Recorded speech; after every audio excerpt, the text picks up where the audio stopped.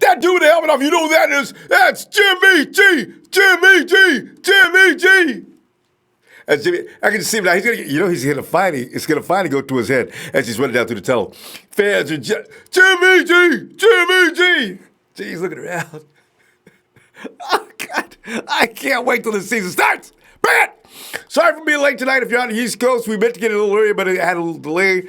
I hope you enjoyed the GM show. We just had that a little while ago, which was worth the wait. Yes! And why? Because we're going to talk about it in just a few minutes. There's a lot of things going on in Santa Clara, as you probably know right now, because the clock is tick, tick, tick, tick, tick, tick, tick, tick, ticking towards April 2-5. Who's it going to be? Tell you what, you know what? With all the talk of who the 49ers will hopefully pick up in round one of the 2019 draft going absolutely nuts, how about what will John Lynch do with the second-round pick, provided there is no manipulation of the first-round pick that involves any trade down? By the way, for the trade down gang, every GM in the league knows the 49ers because they would have talked to him by now. And you know they have, too. Every GM in the league knows. As Matt Maiocco was out in Kentucky, walking around and checking things out, and he didn't name who it was, but another team's rep walks over to Matt and says, "What are you doing here? 49ers are taking Bosa." I said,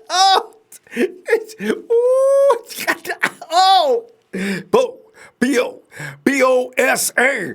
Boy, Nicky B. Boy, I can't get over the first time I ever heard. They say Nick's better than Joey. What? You lying. I didn't believe it, too. That was like a year ago. I want to see this. I definitely want to see that.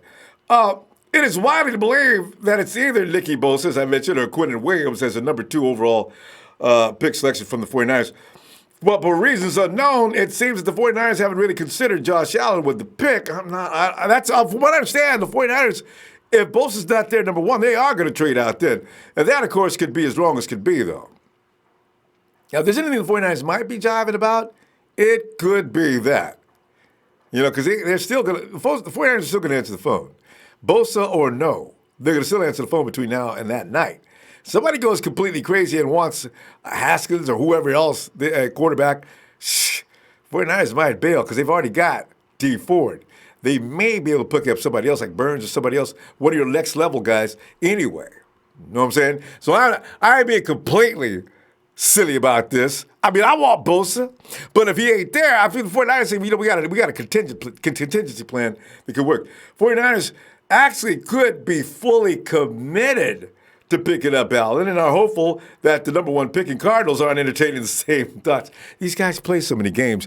You know, it's no telling who wants who. Michael Gitchie wasn't getting all that much love last year before the draft. This is not the first time that's happened, you know. But the Cards are the 49ers' only threat. That's the only threat because they're the number 1 pick, right? To picking up either of the DEs. So there really is no reason for playing any games with the media this year as had they did last year. And after that first round, things don't get any easier for the 49ers. You know, you got a second round pick that high in the draft and all the way down through the draft. Boy, you better make it count, right? Now, John Lynch is saying that the free agency this season has made it possible to grab the best player available. The BPA is in action here. However, we can also believe it is the best player available at a position of need, though. Johnny, the BPA doesn't, I mean, who's the best player available at another?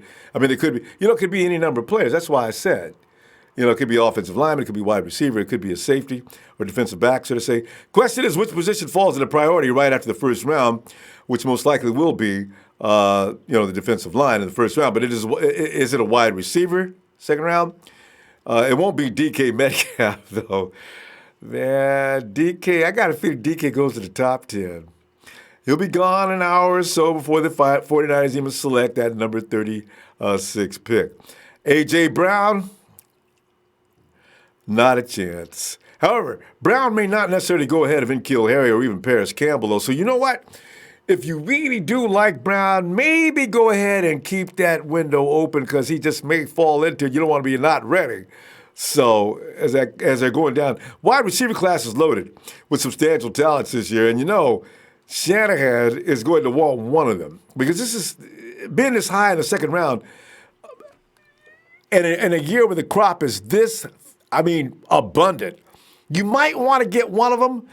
If we know anything about Kyle Shanahan, or if you can get any kind of beat on the way he thinks, I figure possibly even Hollywood Brown could be on his mind. In Kill Harry, because remember, Kyle's not really impressed with big guys, unless they know how to run route, unless they got great speed. He doesn't think the way we do. He's going to look for a guy. Andy Isabella has a shot. You know what I'm saying? So that's the way that goes. We did hear, though, that John Lynch likes his safeties. But there are a few safeties that it would be easy to believe that the 49ers are tempted to pursue. Nasser Adderley comes to mind, but like Stevie pointed out last hour, Nasser Adderley is he's got no business actually making it on the first round. If you look at all the players going to be going, you like I said, you got an abundance of wide receivers this year. You're not going to see this kind of a crop every year. Defensive linemen, everybody needs an edge rusher. Even if you have many, you go ahead and get you another one because that's high stock. That's the ones you want because you got to stop other teams' quarterback from being comfortable in that pocket. That's the only way you're going to win games. Ask the Kansas. It's so funny because some of the worst teams in the league last year, and this is why we talk about it all the time, they had the best edge rush, but not a lot of wide receivers. So it's interesting to see how the science works. Juan Thornhill may be a better fit, the 49ers scheme, and I imagine, I know Trey, but you know why? Because I wouldn't check your boy out. Trey's from Virginia. Thornhill's from Virginia. Thornhill is actually said to be, by many, the second best safety in this year's crop. And for a free safety, he's got great instincts. His stats say that he can't play the FS. Because you got a lot of guys out there that will knock a dude out. But that's an SS, and we got two of those. Marcel Harris and Kwaski T are going to fight over that position. It's not necessarily, though, that they actually just win. It's not going to be just between them two, maybe. The 49ers do take another guy. It's hard to see. Or as I say, or the lingering issue of upgrading the guard spot. At the number 36 spot, Michael Jordan of Ohio State is almost promised to be available, and he has the added talent of being able to work at center as well. So, Dave, fam, you be the judge. Who are you going to pick up from the round 2, 3, 4? Give us a couple of choices. We don't want to go through a whole draft. But give us an idea as to what direction you think the 49ers ought to take after they pick up Nick Bosa.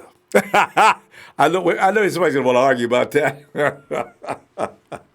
Nicky. I can't help it, fam. I watched Joey when he came out, and I said, damn. I thought he was going to be pretty good, but I knew he was just come on and own the damn league. Couldn't do a damn thing with him. And then they say what they say. You think he's good? His brother's better. What? No. What? Don't read it. I did. Oh, my God. As Big Show says, Matthews is on a one-year prove-it deal, no question. If Harry Samuel Butler is there at 36, he'll go there. Read Macco's article before Combine. No, but like you're saying, though, I don't know if they go. Is he priority 2? I wonder about that. But if you think so, bring it, man. I'm not gonna. I don't have an argument for that. I just wonder because I keep thinking, man, Juan Thornhill, is he available? Because you got to get somebody back there to give you some insurance. Ward is probably not going to survive the entire season. Jimmy, come on, man. Jimmy, I hope you do. I do. I'm just looking at the pass, and then you got.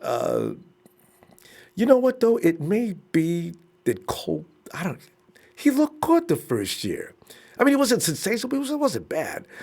So I got a feeling Colbert comes in this year with another mindset and probably focuses a little better. Maybe does a little all-season training to make himself improve a little bit. But you're bringing a guy like Thornhill, if he's available, because I don't think Nasser Adderley is, and let them put some pressure on everybody, and somebody gets better or somebody says goodbye, one or the other. Mark Rapina says Allen could be Sam as well as pass rusher in passing situations. I still like Bosa, but wouldn't be mad about Williams or Allen. No, you can't. Any of those guys. You just want your favorite of the lot, but we don't lose on Allen, Bosa, or Williams. Oh, no. I fully agree. I will be ecstatic with any one of them. I just got my favorite of the lot. Cliff Herndon says, I got to go to work in the morning, dude. I'm sleepy now. Oh, Cliff. Have a good night, Cliff. I'm sorry we're late, man. We'll be on time tomorrow night, though. Jordan Kelly. Oh, thanks. Jordan. Shucks. West Coast. 57257. Allen is the best pass rusher. In your opinion, I don't think so. Joe Cool says, I'll be mad if we get a punter in the first round. Jersey Joe, is that you, man? Boy, you know. Ain't no way we're getting a punter in the first round. Trent Baalke would have. Gibster, Allen is a better blitzer. Don't get it twisted. You say the Texans should have taken Mack over Clowney, and Allen is just another Clowney. Wait a minute, let me see. Oh, this must be a conversation going on between somebody else. Yeah. All right. Mike and Mars 2345. If there's a lot of talk about Bosa, he better be that guy, because if he is not, and we look back 4 years later and he is a bust, I'll be laughing my head. You know, certain players, they're safe. You look at last year's Bradley Chubb, Quinnen Williams, Quentin Nelson. Certain guys are not going to be bust. It's pretty clear. Nick can't be a bust. I'd be shocked out of my mind. Here's a kid that dominates. His family is nothing but football players, and this is what they do. To expect him to come in and be a bust would be just really bizarre. That's why I got all the confidence in the world. I look at Josh. I see he could be talented, but I see the potential for him to potentially be stopped. With Nick, some people can stop him, but most can't. That's why I like him. Coach says with Ford on the other side and Buckner inside, Allen could work for us just as well, but Bosa is the best. And I mean, you know, it's pretty much, and I agree with that though. James Greer I want Greedy Williams at all costs. Well, I tell you, I don't know how they're going to get greedy unless they trade back in the first round. Joe Cool says, I heard the Raiders took Allen to lunch at an Outburger. So I'm sure if that happened, Josh said, listen, guys, I don't want you to take it personally or anything, but I ain't had no hamburger since we started this tour. So please, don't call my number. I don't want to play with you, okay? Keep a smile on his face. Miguel Cuevas said, hey, Miguel, what's up? Gibson said Allen would have to be used like Smith. Got to use stunts and got to Mac. See, one of the inside guys taking on double teams. See, this is what I'm talking about, right? With Nick, you just get out of his way. Nick will handle the offensive lineman. 90% of the offensive linemen in the NFL, Nick will handle them. This is why I when you look at his polished technique, you know, just get out of his way, he'll handle it. That's the kind of guy I want over there. That's why I like him so much. It's cool to be you. What up, fam? Yo! Kid Al says, same people who talk about Bosa being injury prone are the same who wanted Earl Thomas and OBJ. Oh, man, I tell you. It's everybody gets injured in the NFL. It's hard to avoid that. You never know who's going to get injured. Guy can be healthy for years, all of a sudden get hurt. Curtis McNair. Hey, Curtis! Curtis called us last week to talk to him. He says, even on the East Coast, I'm still up all night rolling with you, fam. Ah, thanks, Curtis, man. If we see you on the East Coast, we'll take East Coast calls first anyway. Jeff Tad. Oh, it's lit. Yo. Right, Ronbo's Raiders money. He said, Ronbo, man, I'm going to definitely need you to rock that jersey when we go to the Super Bowl. I forgot to be Jersey Joe. Laid that on me. Thanks, Jersey. I will, too. I promise you that. Jimmy.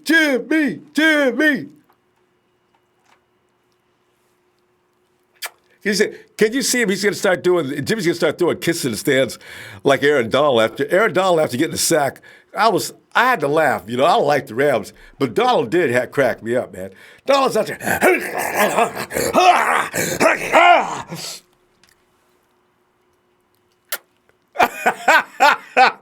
Damn. Oh, hey, Mel, come on in, Mel.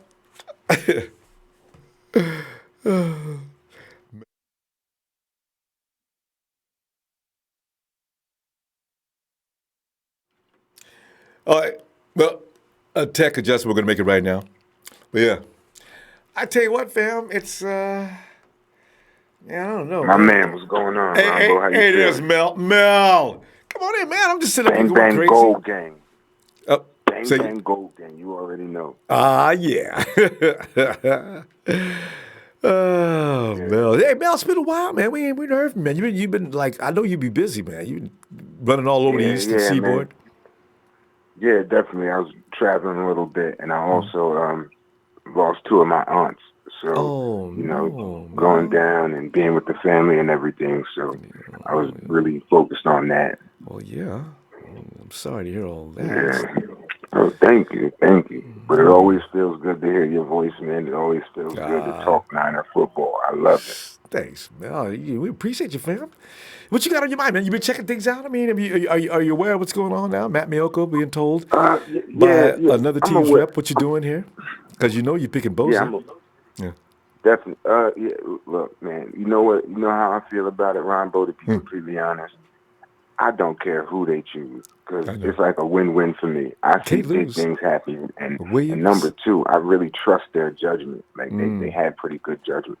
People keep talking about, oh, John Lynch, he hasn't done anything since he's been here. He's drafted nothing but busts. And it's like, what football games are you guys watching? Like, it's the microwave generation. I guess these guys want instant gratification. They're calling Solomon Thomas a bust. Bro, he hasn't been in the league that long. It's very rare for somebody to come in and pull a Patrick Willis and just right out the gate being all pro. Good point. But we're building something. And I'm tired of people crying about OBJ and Antonio Brown. Like, come on, man, get out of here, yo. And Mel, I don't know if Antonio Brown was ever on the menu. Really? Because everybody's talking about it but the 49ers. Right. You know what it is? It's these guys, they don't really know the game like that. So they base all their opinions off of fantasy football and Madden ratings and video games. That's just not how it works, man. There's much more to it. And most importantly, we're a young team. We got a young group of guys. You don't want anybody that's going to come in and mess up the continuity in any type of way. And I think that, particularly in Antonio Brown's case, considering that he got to choose where he wanted to go. Odell, that was the Giants front office making those deals, but Antonio got to choose where he wanted to go, and look at where he chose to go. So what that says to me is that getting that money to him was more important than being in a situation where he wants to win. So I don't want him on the team. You know what I mean? I'd rather go after Julio. Julio, he got some years behind him, but I do think he has years in front of him as well. So I'd rather do something like that. But, yeah, man, everybody. Oh, then the DK Williams talk has been going on since the combine. DK Metcalf. Metcalf, my bad. DK Metcalf. Everybody was talking about him. Oh, we should just get him. And it's like, yo, you can't always go by combines. Some players have had the worst combine. They said Jerry Rice at more than one time ran like a 4.6, 4.7, and the dude never got caught from behind. Like, never. I know Jerry runs out of fear, and he told people that too. You'll be dragging him down from behind. Right. Jerry's talking about pain. I'm getting out of here. That's a fact. That's good. I like that kind of. I got a couple things I wanted to. One thing I wanted to say, and one thing I wanted to ask. I think I'm psychic or something. I really do, because last year around this time when I was on the phone with you, this is before they announced the color rush jerseys or anything. I told you about a dream I had, and I told you what the players were wearing. Then, like 2 weeks later, that's when they announced the new color rush, and they were going back to 94. Right, and it was exactly what I said. Then another time, and this is what I wanted to bring up now, I told you about another dream where I was like, yo, Trent Taylor's going to have to change his number because 81 is going to be taken. I said that in another show, and guess what? Trent Taylor's wearing number 4. He's wearing 15 now. Yeah. So I have to be psychic or something, man. Maybe. I mean, they say Jordan Matthews had his best years wearing 81. So Trent said, I'll unbutton. Everybody said, some people believe, oh, yeah, because the fact is T.O.'s retired, man. He's getting rid of that A.O. No. 49ers ain't had no respect for T.O. in that fashion in a long time. And that's sad to me. Mm-hmm. That's sad to me, and it bothers me too, man. But that's the way they think. They may have changed a little bit, though. It may not be so serious because T.O. has come back around and got back into the family warmth type of thing with the 49ers because I think the 49ers and T.O., they did not appreciate each other for a long time. So And, he's finally being put where he belongs, man. He's being inducted this year, so into the 49ers Hall of Fame. The first home game is a ceremony, so... And I'm flying out there for that, too. That's going to be my first ever 49ers home game. Really? All right. Yeah. I feel T.O. on that, too, because, them games, they played with him for how many? Because T.O. should have been a first ballot. I really, at worst, second ballot Hall of Famer. Come on, man. Y'all just clowning him. Because you go he ain't going to behave. It's too late now. It's already in the history. I mean, you going to give it to him or not? Don't toy with him. Yeah. Right. And a lot of things, man, I'm actually doing a documentary on it right now. But a lot of things that I've been investigating and looking at old interviews, talking to a few people and everything. And a lot of the stuff, man, that they say about the dude is just flat out lies.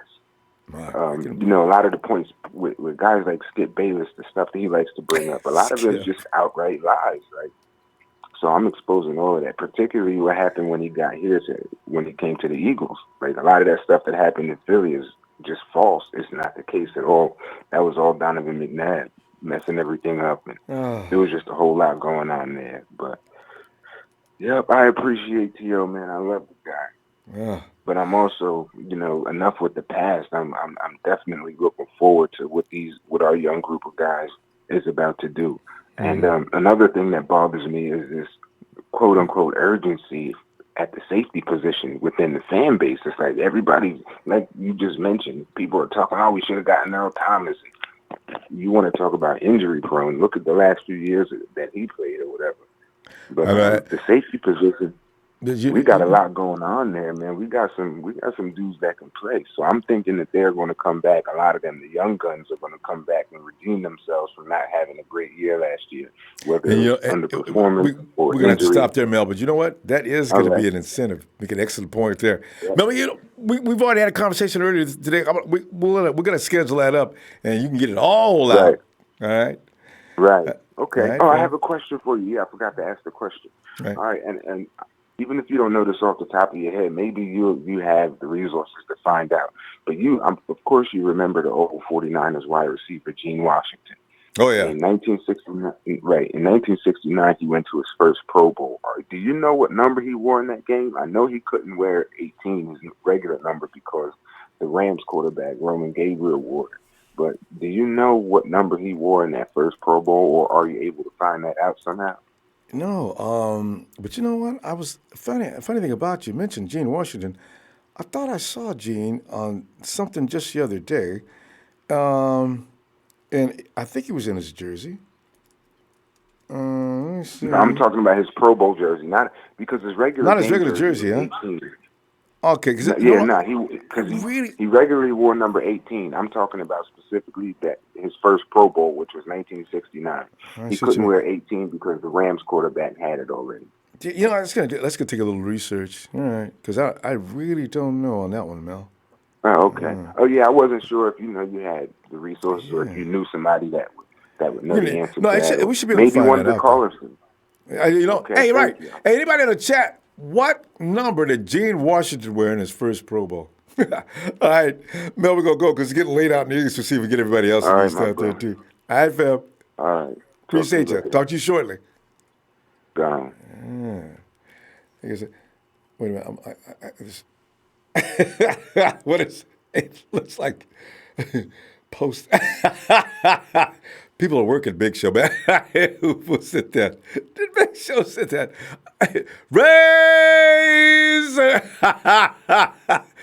Razor did that? Razor, we just checked it. That's too funny. Don't mess with Show's my dude, man. Show be knowing, man. But he don't know this time. He be knowing normally. Well, sometimes. And Coach says, what's up, Coach? Eternal life, what's up? Ascal's Niners trade down, strength in numbers. Quality over quantity this year. We're not going down unless we have to. Talking Man 78 with the second pick, our San Francisco 49ers select Quinnen Williams, of defensive tackle from the University of Alabama. All right. No! Jeff Can, I want my defensive lineman with strength and power. Bosa. Bosa's like a kung fu man out there at the same time. Bam. Boom. Wham. Oh. Ooh. Jordan Kelly believes we need new safeties, not Jimmy Hospital Ward. You know what? We've got a new sports science team. We've got to pull for Jimmy to survive. Actually, he can play pretty good when he's not hurt. J.C. Merrick in Kiel is a stud. Agreed on that, boy. Corey McGlinty, he says, aloha, hey, from Carson, California. Corey, my brother. Noah 49 says we need a defensive back. I almost read it, too. Noah, that's not nice. Witherspoon is trying. What was funny because what Stevie said last hour. People talk about how good he looked coming down the stretch last season. He did that the year before. He ain't under no pressure. He's under pressure this year though. Hey, Jason.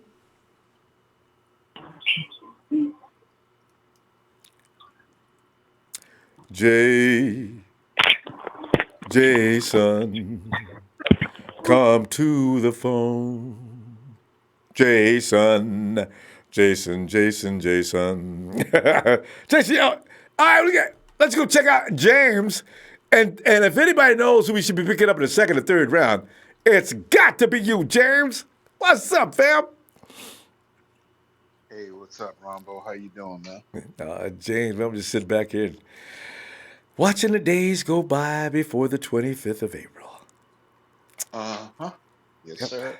Big Thursday night coming. I want to first of all give a big shout out to the Niner Empire, Niner family, and my condolences to brother up here on the East Coast, Mel, saying he had us lost in his family. Oh, yeah. Mel, Yeah. And I was just listening to you, and I noticed that one of those Bay Area reporters, I don't know if it was Mike Miaka. I think I said his name. I could have got it wrong. Miyako. It's sort of like a Miyako. Japanese pronouncing, actually.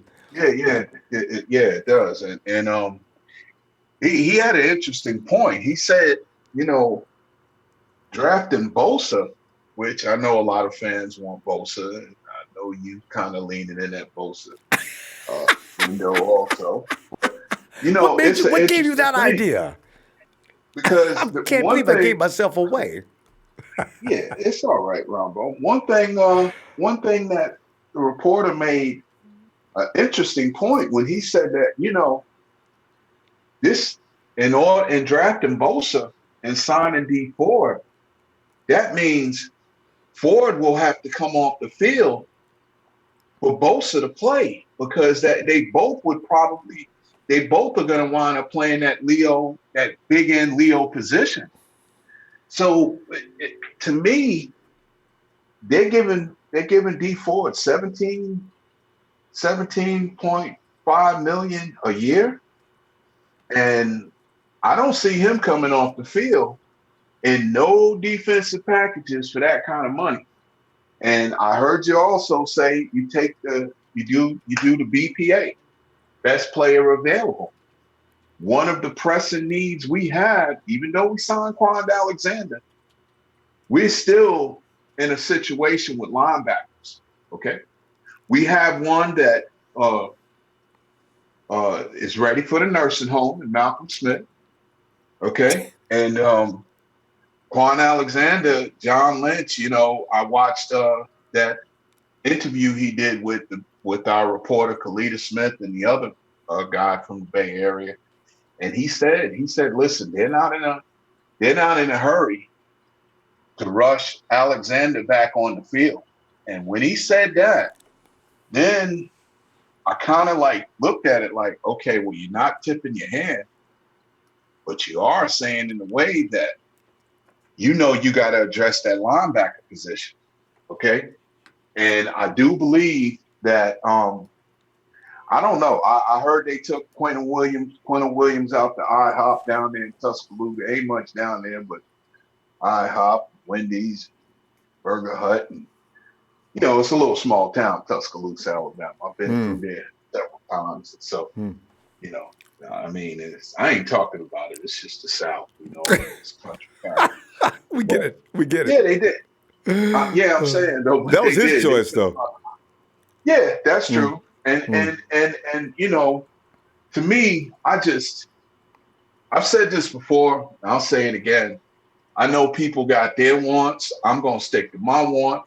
My want is Josh Allen, and it's not gonna change. And the reason why, 17 sacks in 2018, really has no history of being injured and was out from being able to contribute to his team, okay, all through his sports career from what they've said about him. Got a great character about himself, but, no off the field issues. And we got to address that problem. Yeah. Because there's no way they can believe. I'm telling you right now, when you look at what they did with Malcolm Smith, reducing that contract is kind of like saying, man, we don't believe it. You showed us nothing. And other teams 31 other teams had the opportunity to match that money, that contract amount. No one stepped up to the plate. No one was interested. Maybe somebody in the AAFL, that new league, maybe one of the two of them teams might have said, hey, man, we ought to go get him. But at the end of the day, I mean, it is what it is. It is. But James, reflect upon a second. Wait, give me, because I'm trying to collect what's going to happen after that first round. Have you got any observations on that, though?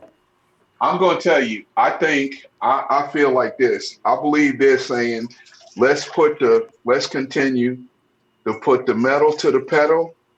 We did a fine job in free agency. Now let's not waste these draft picks wanting to trade up and accumulate more picks, and you bringing in more players, and now you got to move somebody that you basically put under contract and players that you haven't seen on the field yet, which those players could go on and go to another franchise, and the first thing comes out of their mouth when they start to excel at their position is like, yeah, well, the 49ers, they had me on the practice squad. I couldn't get on the field, blah, blah, blah, and now I got my chance. And you're looking at it like, scratching your head saying, well, what was that? So if you ask me, I think in that second round, I do believe that they're going to probably pick out of them 6 picks. I would say probably 5 defensive players, or either 4 defensive players and 2 offensive players. And I believe one of those offensive players are possibly going to be an offensive lineman. Okay, that's just me. The other position of need could be possibly another receiver. But Kyle Shanahan is,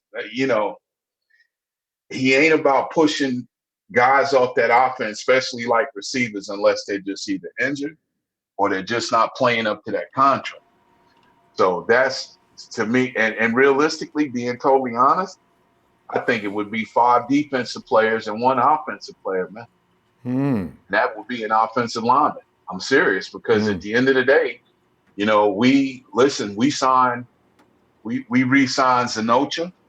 and we signed that guy David Mays over from the Panthers. But we still got a pressing need at linebacker, man, because even with the signing of of the people we signed in free agency, Alexander, they're not going to rush him back on the field. They're not going to rush him. So the only way to really, Quan. yeah, they're not going to rush him. He's coming off a torn ACL, man. He's got to be able to move laterally. You don't want to re-damage that knee with the money they've invested in him.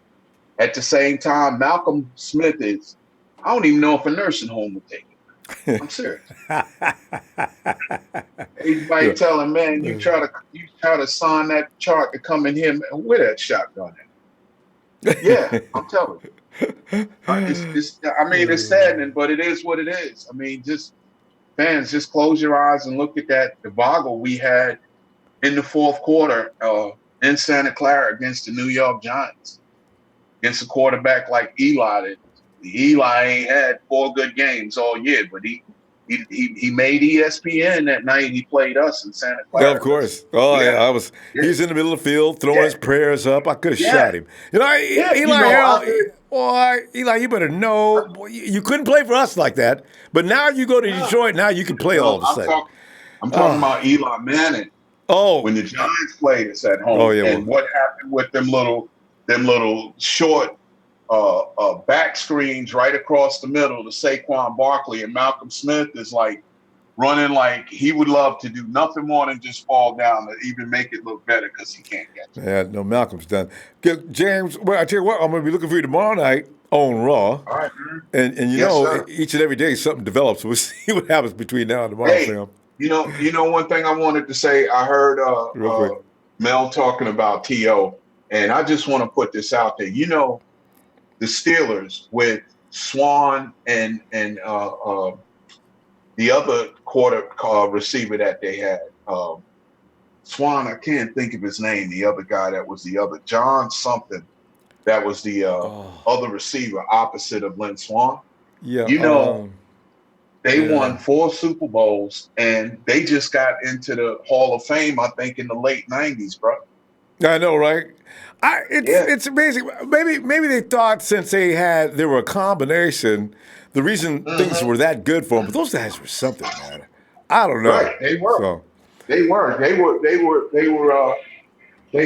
2 hammers in that receiving part because they could catch anything over the field like you ain't never seen it. So hopefully, we'll get some players like that this season. And can compliment each other and cause that kind of friction. Yeah. Anybody you put next to George Kittle is going to have a good time. You don't even have to be good.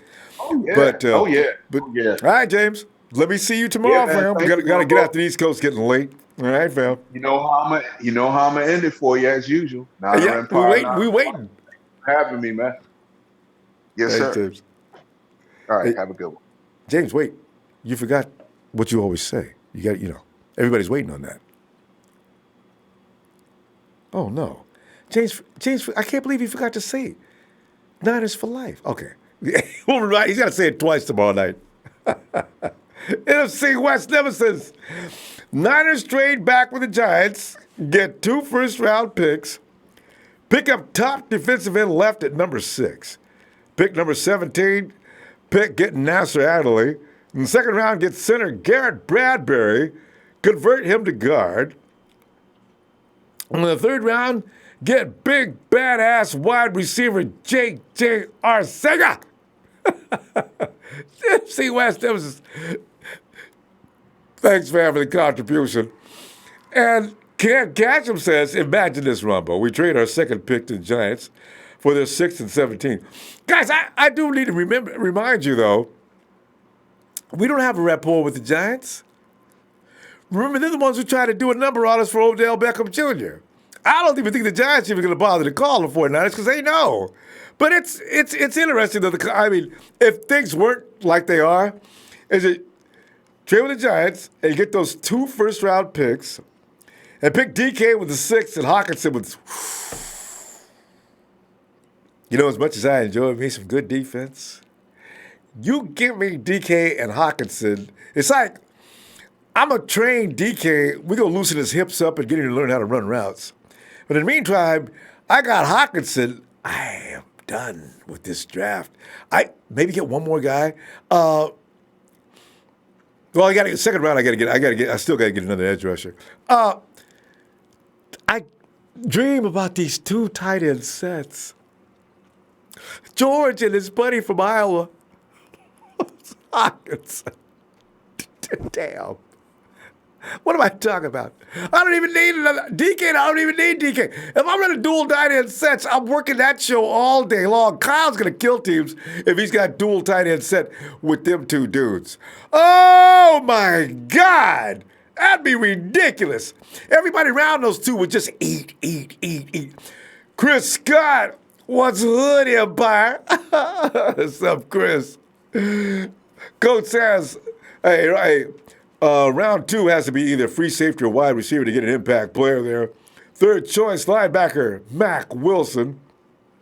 You can see that. Is Mac good in coverage? See, whoever they get's going to have to go to the Sam. Jordan Kelly, I got to tell you, though, with the way Quan Alexander, I don't know how long it's going to take him to move like he used to, the way he flies all over the field, him and Fred, you wonder just how, I can't see what they're going to do with Sam. They could alter the position as far as duties go. I can see that. Jordan Kelly says Colbert, Tart, and Ward have had their chances. It's time to move on and grab Pro Bowl caliber players in this draft. You know what, Jordan? You never know what you're getting, though, in the draft. You just never know until after a while. Dominic Winners, the Sap Fam, Michael Pennegar, Hakeem Butler. And you could get him. You don't have to hurry. I don't think they're right on this. I think Butler might end. What if Butler goes in the first round? That just goes to show you whoever does these things. But then again, maybe even DK's not supposed to go into the first round. We'll see. It's cool to be you. The second pick will be Parrish. That's legit. That is real. Parrish Campbell from OSU. That is really possible because he's got that kind of speed. He's got nice route running ability. Not really perfect, but he's not bad. Parrish has a little hand issue. I'm not sure about how bad it is, but that's his only knock. Oh, but that's a Kyle style boy. Oh, I know who that is.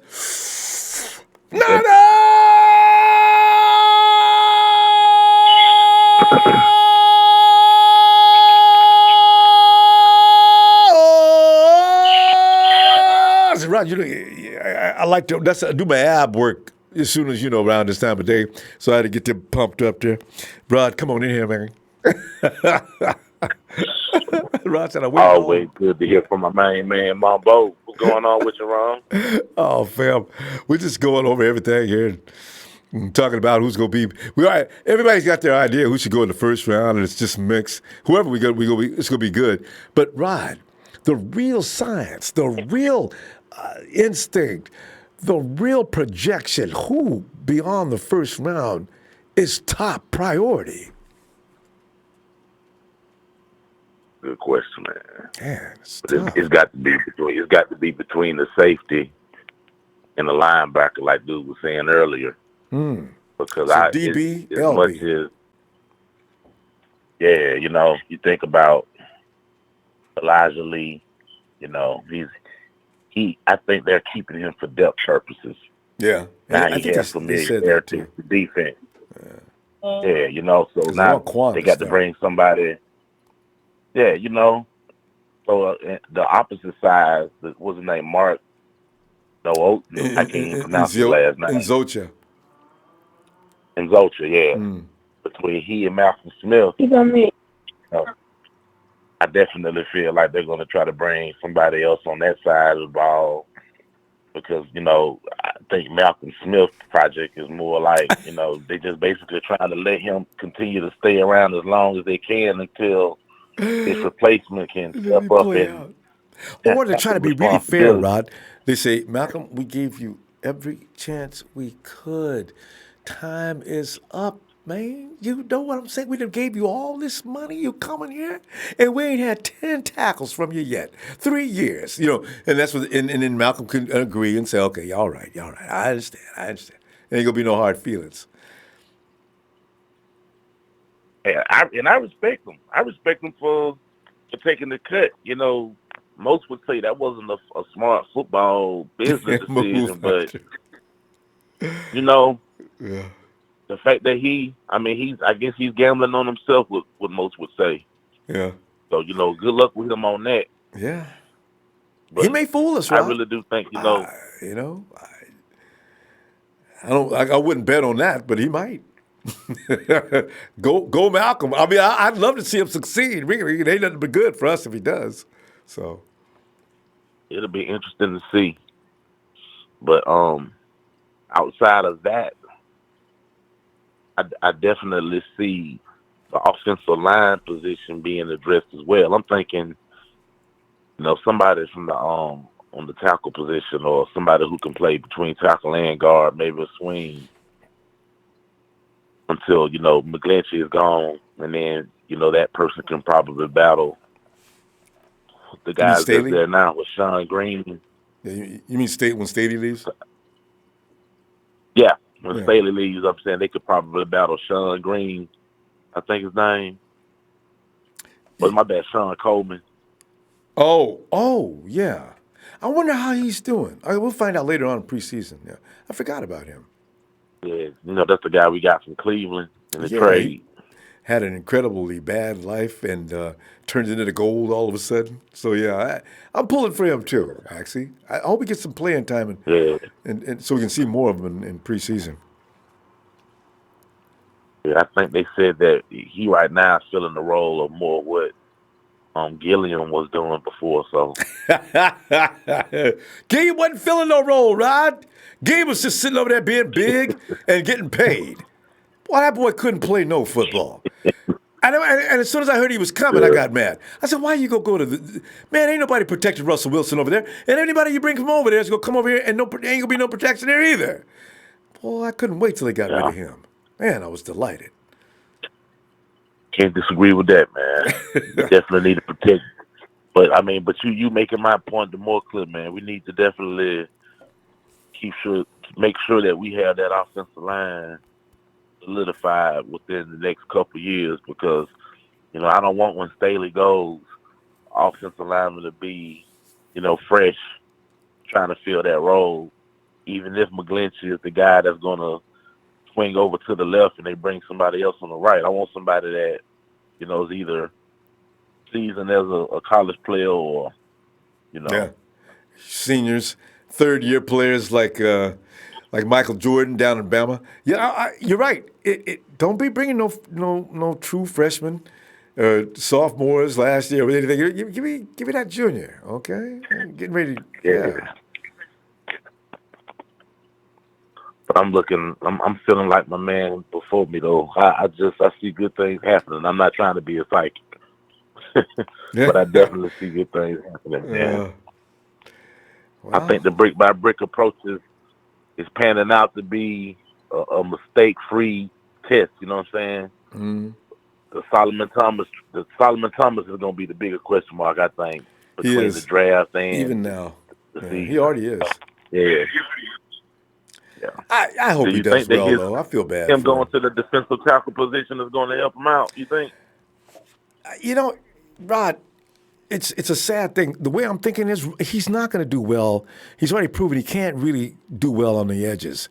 You put him inside, there are better players to put inside. I don't know how he's going to. Well, you know what? I'm going to wait to see what he looks like, because right now I don't know what they going to do with him. Unless he just really changes up. I hope he gets bigger and stronger so he can deal with them offensive linemen. Because they say his problem is he can't deal with the offensive linemen in the interior that well. But he's had a few good games from the interior. But I'm not sure if it was because the offensive lineman wasn't for damn, or was he having a good game? You know what I mean? I understand. Right. So, and I definitely feel like that question is going to have to answer itself this season as well. Hopefully, what's my guy name? Julian Traylor. Julie Taylor, yeah. If I wonder, I think Solomon might do better from where DeForest Buckner's operating, but you're not going to make DeForest Buckner sit down for Solomon T. You know what I mean? Hell no. And you can't put him at the NT spot. That gap is where all the big dudes come flying in. They'll run over Solomon. See, I still know what they're going to do. Solomon's got to flex up. Listen, I will see what you got with because I wish him good luck. that trade coming, man. I think that trade might be coming, man. Cause that's it before. All right, we'll see. No, y'all don't want to hear that name QW, but tell you, man. I know. Q-Dub, man, it could be, because the 49ers are famous now for throwing people a curve, because we already got a guy on the edge. And something we never addressed on that avenue is how imagine what QW next to DB could be on the inside, especially with the running backs in our division. That's fun stuff. All right, fam. Hey, Rob, we got to go, man. We pick this up tomorrow night, okay? That's what's up, man. Send me out. Yeah. Niners!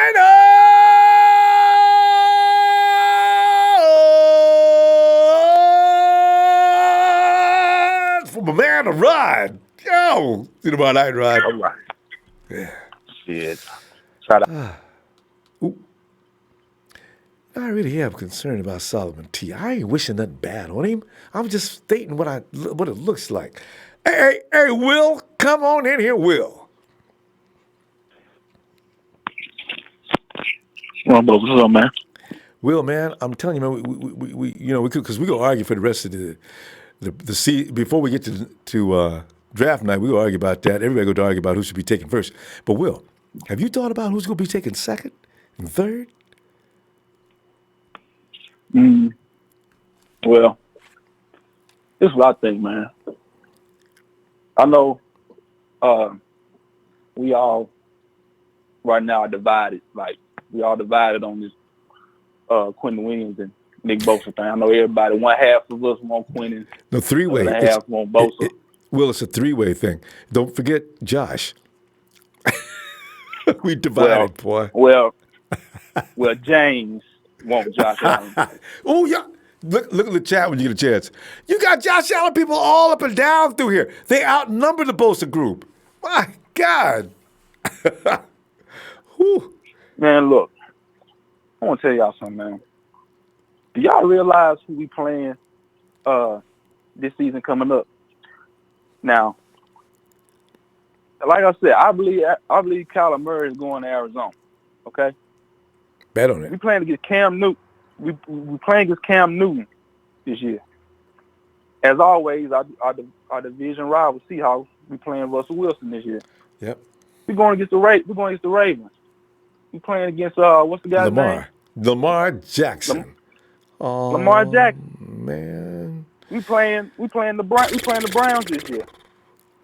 We playing Baker Mayfield. Now, Baker Mayfield got some jets too. All right, and that's pretty much all I see that we're gonna be playing against the guy quarterbacks that can get out of the pocket and make plays. Okay, let me ask you something. You're a quarterback. You got the D line coming at you. A quarterback looking downfield, the D line right in front of him.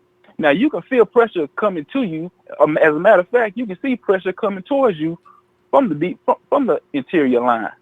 But you can't see what's coming from the side of you unless you got good peripheral vision. Right. But the chances, but you get more chances coming off the edge because most of the time you got some quarterbacks that ain't got good peripheral skills. Looking from some side, their peripheral vision. So that's why I said I want Bosa. Y'all need to realize this, man. If we get Quinnen Williams, do y'all trust Armstead or whoever they put in on a certain down where they have to play the edge? Do y'all trust them or Solomon Thomas, which I probably think Lynch still going to try to get Thomas to play on the outside sometimes. Maybe not all the time, but sometimes. You know what I'm saying? So do y'all trust Armstead or Thomas to keep the quarterback contained? Or what? I mean, come on. I mean, let's be real. We all, all y'all in the chat, trying to come up with these make-believe comments. You're sitting in a dark room all day trying to make up some make-believe comments. You know what I'm saying? Come on, man. Get Bosa, man. Get Bosa. You want the quarterback to stay in the pocket So either the edge can get them or the D line can make that push and get them. But you don't want to get you don't want to trust Thomas or Armstead on the edge. Is a possibility that Lamar Jackson, Russell Wilson, Baker Mayfield, and then get out the pocket. Because I best believe D4 he gonna hold his side down. Yeah. You ain't gonna escape from him. Mm-hmm. But if y'all mean to tell me y'all want Quinnen Williams and y'all trust Armstead and Thomas on the other side? Ain't no way. Russell Wilson, all them guys gonna run right past. Either they gonna run around and get a first down, or they gonna just get more time to throw the ball downfield. You see what I'm saying? Y'all gotta use common sense. Yeah, so I want Ronbo. I want pressure coming from both sides. Yeah, no. The interior line gonna do what they gonna do because you got DJ Jones and you got Buckner. And Solomon Tyler needs to stay his butt inside. I don't know why John Lynch wants this man to play outside, but he needs to stay his butt inside. I want edge rushers coming from the sides, Ronbo. I think they tried to move him out there because he was getting. I really think he was getting overwhelmed standing next to Buck. And then that's why they insist on trying to put him on the edges because. You know what? He had a few good games in the middle, right? I don't know why. That's what he played in Stanford. Yeah. But we're talking about. I mean, we're talking about college offensive guards, and especially in that particular. Yeah, true. In that division versus NFL. Yeah. That's a different story. So I guess that's what the problem is. I'm trying. Because I don't know what happened to him. Last year he was worse than he was in his first year with the NFL. So we're gonna see. Yeah. But now we got another minute though. Will, seriously, address that though. What are we gonna do in the second round? Okay. Who do you like? Okay, second round. All right. First round I got Bosa. Second round we need to address the free safety. Look, guys, we all can see that John Lynch is not gonna get no free agent free safety here. I mean, I don't know. I don't know what they're gonna do with Barry or Boston. I don't know. I mean, I don't know. I don't even know no more. I mean, if they get one of them guys, they get them. I ain't gonna be worrying about it. But look, we need to address the free safety second round immediately.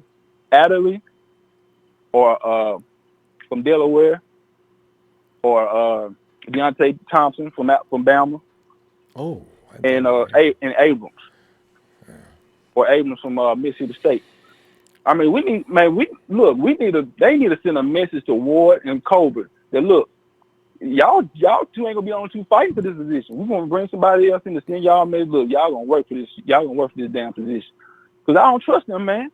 I really don't trust Ward and Colbert. I've been saying it. I mean, I don't know. I mean, you got some people in the chat that said give them a chance. You got other people like me included that we don't trust them too. But free safety, we need to adjust that immediately. Now, I understand everybody want to address wide receiver in the second round, but I mean, I'm telling you, Jordan Matthews, he scored 16 in his career. He scored 16 touchdowns out of 22 in the red zone. And he didn't have Jimmy G and Kyle Shanahan. This is why I'm not really worried about the wide receivers anymore, really serious. But it's such a packed group this year. You might want to just take one. You know what I'm saying? It's like you walk into a candy store. Right. You may as well have one piece of candy, even if you ain't hungry, or even if you don't feel like eating sugar. Right. Yeah. Yeah, I mean, I understand the wide receiver position is a need also. I mean, the 49ers have been known for needing wide receivers for a couple of years. Yeah, we need wide receivers, but we need to address stuff right now. Positions that we need to address right now. The other side of the edge in the free safety. We need to go ahead and tackle that right now. And it's right. And you're probably. I'll bet you're right on that too. It probably is free safety because your offensive lineman, I was thinking, as OL might be something they may be thinking of, but I think it's got to be. It probably is a DB. But I think the O line gonna be straight because I mean everybody gonna come back. I think I don't know about the status of Rich Berry with his surgery or whatnot, but I think they're gonna I think the O line gonna be okay. I believe they're gonna protect Jimmy and Jimmy gonna do his thing. You know what I'm saying? Yeah. I'm pretty. Yeah. We know with the new additions on offense. Jimmy G's going to get the ball out way more quickly. Yeah, and they're going to automatically look better. This is what I keep trying to tell people. That offensive line sucks. No, the quarterbacks have a problem. But then again, Jimmy won't. Let me go ahead and see you tomorrow night on Raw. All right? All right, Good man. stuff. All right, man. Y'all know what it is, man. 9 a.m. pop, man. You know what it is. I say it all the time when I'm on the Ronbo show, man. Yes. Fuck Rudy. Yeah. The Rams lost the Super Bowl and they broke, and I love it. Um, Picked up. They got a Raiders, geriatric unit now. They got yeah, Matthews and Whittle and all these old washed folks. up, washed up. Because they ain't got no money. Yeah, 34 year got Egg Whittle, a 34-year-old safety. You know what I'm saying? He already on Medicare. So you know. I will. You know what I'm saying? I'll see you tomorrow, Phil. All right, man. Good. And one more thing, Ronbo. When you talk to Big Show tonight, yeah, I don't just know. ignore him. Just take your headphones off. All right. All right, Phil. Have a good night. All right. All right, you too, man. Oh, God. It's always funny because Will's down like Rams running around him. I bet you don't see any Ram uniform. I bet you could count the jerseys as you walk down the streets of L.A. I bet you say, hey, how come all y'all wearing them Dodger jerseys, man? And wearing them Lakers shirts? Because, man, I'm telling you right now, you know, if the Dodgers don't go to the World Series, if somebody don't represent out here, I'm going to start thinking I'm surrounded by bandwagoners. Horacio Flores! His Cobra will get better. However, Witherspoon will improve a lot. He has competition with Jason Verrett. And, you know, this is what the coach believes, too. I mean, John, that's what he said. I think he said last year they didn't do enough to promote competition in camp. Daniel, SF 49ers fan, 5249. This is what's up. I was watching a clip of Coach Shanahan mic'd up from Week 15. And he told Sherman only 2 games to go until free safety. I wonder if that's the plan. No, it was. Remember, John Lynch told Sherman to stop. You're not playing free safety. You know, only believe half of what you hear. In other words, half of what you see. But when it comes to 49ers, and only, but I mean a third of what you hear. Because 49ers, whatever stuff be coming out of that. Joseph L. Baby! Sup, fam? Vlad, I love you back, fam. Thanks. Nelson Corral says, what would you do with our second round pick? Whew. Man, somebody had to jump on me with the question. I'm trying to throw that question out, and I'm thinking, how do you answer this question? Because, see, I don't, oh, my God. It's like I feel a sharp pain in the back. I'm going to go ahead and go with safety. Oh, God, Jimmy. Oh, man. Adrian, man, I love you guys, man. I just want to know if you can beat out Adderley or Thornhill. If you can beat them out, okay. You guys, athletes, super guys, have been doing this for years. You know what it is to go out and beat somebody's butt for a job. I'm going to send Juan in. Be nice to him and work with him. And it may the best man win. I'm going Thornhill in the second round. There, I said it. I'm not really worried about wide receivers, but I do hope there's one that falls in the third round, and maybe Hakeem Butler, then I'll take him. Hey, Keys. Oh. Hey, wait, hold on. He said, what do you think about TJ Ward? CLOZ831. I like listening to TJ Ward talk. I just don't know, is he up for the job? And TJ's more of a box safety, isn't he? Could TJ play the top? He's a little heavy for that, I think. Well, but you know what? You figure TJ ain't gonna get hurt with that size. If he could play that position, well, I'd take a look at him. And I bet you Lynch calls everybody into camp. Between now and the season start, man, I mean, 50 dudes have been through that camp. Jim Thurl, hey, he said, you want to think about Lynch going for it and having guts. Trade our round 2 this year, our 1 next year, and a 1 in 2023 to the Jets and take both Nick and Quentin and give Armstead? Give him? Okay.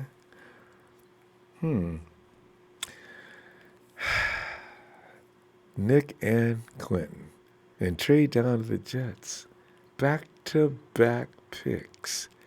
Because frankly, fam, if you pick up You pick up both of them, you can send some people home that are already walking around camp talking about thinking they have a job, and they'll be fine. They'll find a job somewhere else. But that would be ridiculous. Quit coming up the middle. Ford Bosa coming around the edges. Oh, God. Let's change to a 3-4.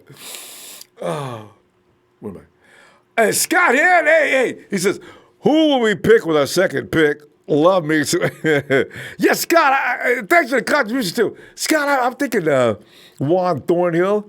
I got a feeling he'd be there at number 2, and he's actually considered, for reasons unknown, the other guys, I guess because of the school you go to, in South Virginia. But anyway, I have a look at his film. He looks like he could really do a number.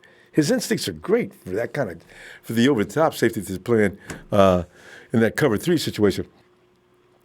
Hey, Justin. Justin. How you doing, sir? Justin, I am in contemplation mode like everybody else because the arguments are going to rage all the way up until draft night. You know what's going to be funny, Justin? On draft night, when the 49ers are finally on the clock and the pick is in and all sit back here, nobody, don't break. We're not taking Greedy. We are not taking Greedy. No. No. No.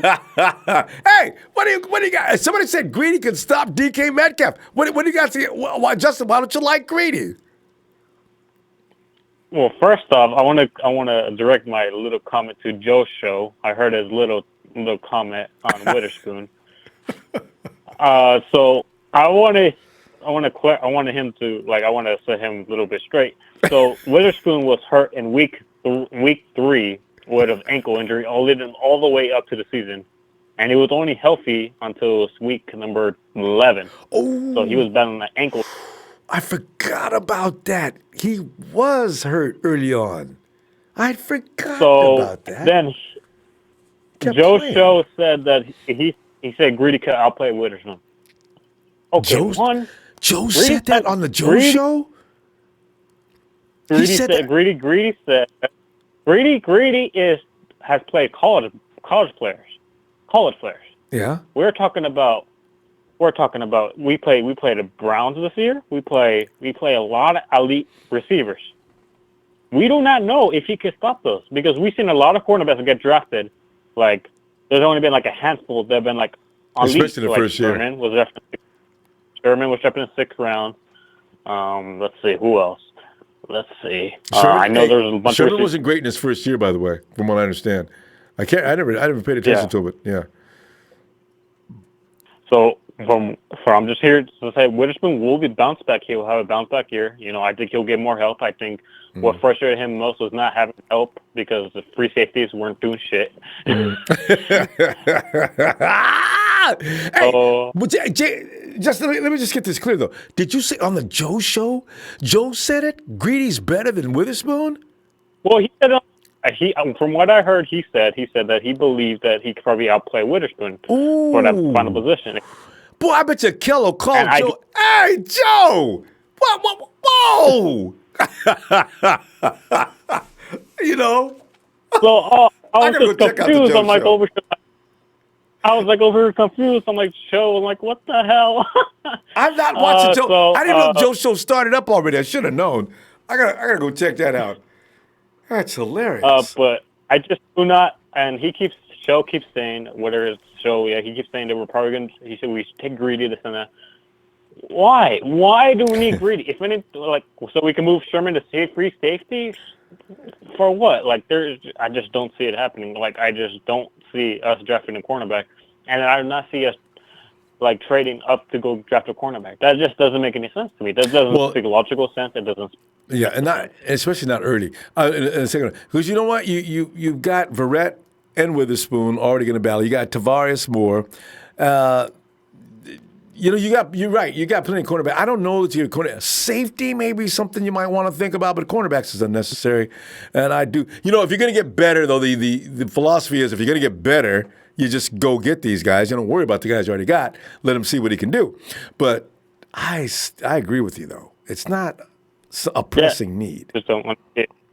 I did see your post on Instagram about the offensive tackle from Alabama. I did see him in Alabama. Yeah. I do think he'll be essential to what we need on offense. because we do need a successor to Joe Staley. Joe. We're set on McGlinchey, but we're not set on after Joe Staley. And that's 2 years or so? Yeah, that's why you don't want to wait till Joe collapses, and then that year we're bringing in a kid and thinking he's going to come out there and protect Jimmy.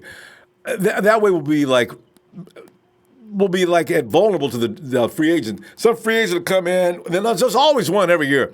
Dude wants $50 billion, right? Oh man. Otherwise, what are we going to do? We got to protect Jimmy. Dang it. So. Get the kid now. Let him work with Joe. Let's get him up to speed. Right. I just do.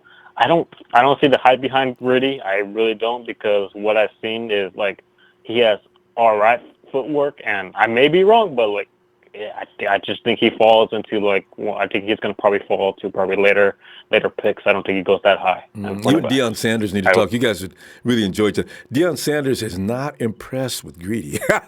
He wasn't impressed with any of the defensive backs. Actually, maybe one or two. He wanted to where all of them learned how to play. I just don't see us. I don't see I'm asking you. It doesn't make sense for us to draft a corner because it doesn't mean I just don't see it like if you're gonna, why would you pass up pass rusher when we need a pass rusher? We haven't had a good pass rusher since the Alden Smith fiasco that we paid what was a 5-year contract, and that went up in smoke in like a week. So we've been looking for a pass rusher for so long, and we finally got one in Buckner. No, we got one in D Ford, but we could use another one, and that's why I want Bosa, because if anything happens, D Ford or anything like that, or Bosa, we got two. I want two guys that are just animals coming off that edge. So, do you think Buckner should be moved to pass rusher though? Because he seemed like he was getting sacks like crazy for this last year. It seems like he was like. No, but he was getting those from overwhelming in the middle. But I like Buckner creating all that violence in the middle.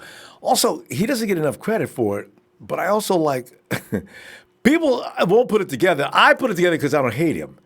But Eric Armstead may be the reason why Buckner had such a big year. This is the first year he played an entire season. Is it a coincidence or not? See, this is what I'm saying. I don't know. I don't think that's a coincidence. I think that's because of. I think people give a lot of flack to Armstead, and I don't understand why. Because I think when you put two guys who played each other with each other for what was it? I think Armstead was drafted a year before Buckner. Yeah. So you gotta respect that. Yeah. So when you're putting people that are familiar with each other, you're more likely to collect success on defense, and that's what happened. They worked as a unit. Yeah. I don't see where Phil Thomas fits in the. I think he's bouncing all over the place. Yeah. Because first, I remember week 3 he was edge. Then week 5 he was something. Then week number 10 he was the tackle. We got to stop though, Justin. But you know what? That's a problem with the 49ers defense anyway. All his experiments that they were doing for the last 2 seasons, it reflects on what took place, and there was a lot of failure in the experiments. Now you're going to get guys, you got D Ford on the edge, you got Buckner's established, there's nothing wrong with where he is. I'm not sure what they're going to do with Armstead and Solomon Thomas yet, but we do know that Armstead creates a lot of violence, and he also sets the edge pretty well against the run. He does well. So, you got to figure out what you're going to do. Now, if you're going to bring in the next guy, you got to incorporate him as well. The rotation is going to be hot. It's going to be all gas, no brakes. So that's the thing.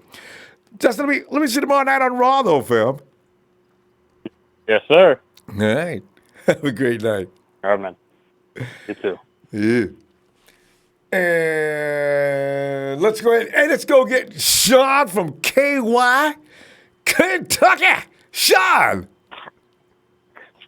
Ronbo. Sean, I understand that Matt Miyoko was out in your neighborhood, and they was watching Josh and everybody else. They got, one thing people don't say anything about, but Kentucky's got about 4 guys that are coming to the pros. Josh gets all the credit, but they got a cornerback out there that's a bad boy. And a couple other players. But they told Matt. You got it. They said, Matt, what are you doing here? 49ers are taking Bosa number 2 anyway. Matt says, well, I can't come out here? What's up?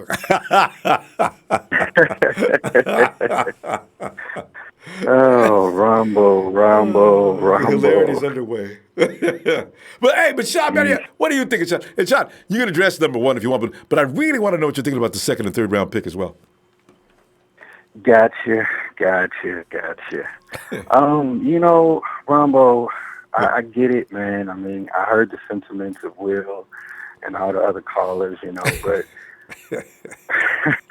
he's in Kentucky. Do not take him serious. You know me, man. Look, I'm all the way Quinnen, man. I don't even know. It's not even. Oh, close, it's about Quinnen. Okay. It's not even close, Ronbo. What are we doing? When I called in last time and I told you that, Quinnen ran a 4.87 and Bosa ran that a is crazy. I was wrong. Quinnen ran a 4.83, Ronbo. So he was faster than Bosa.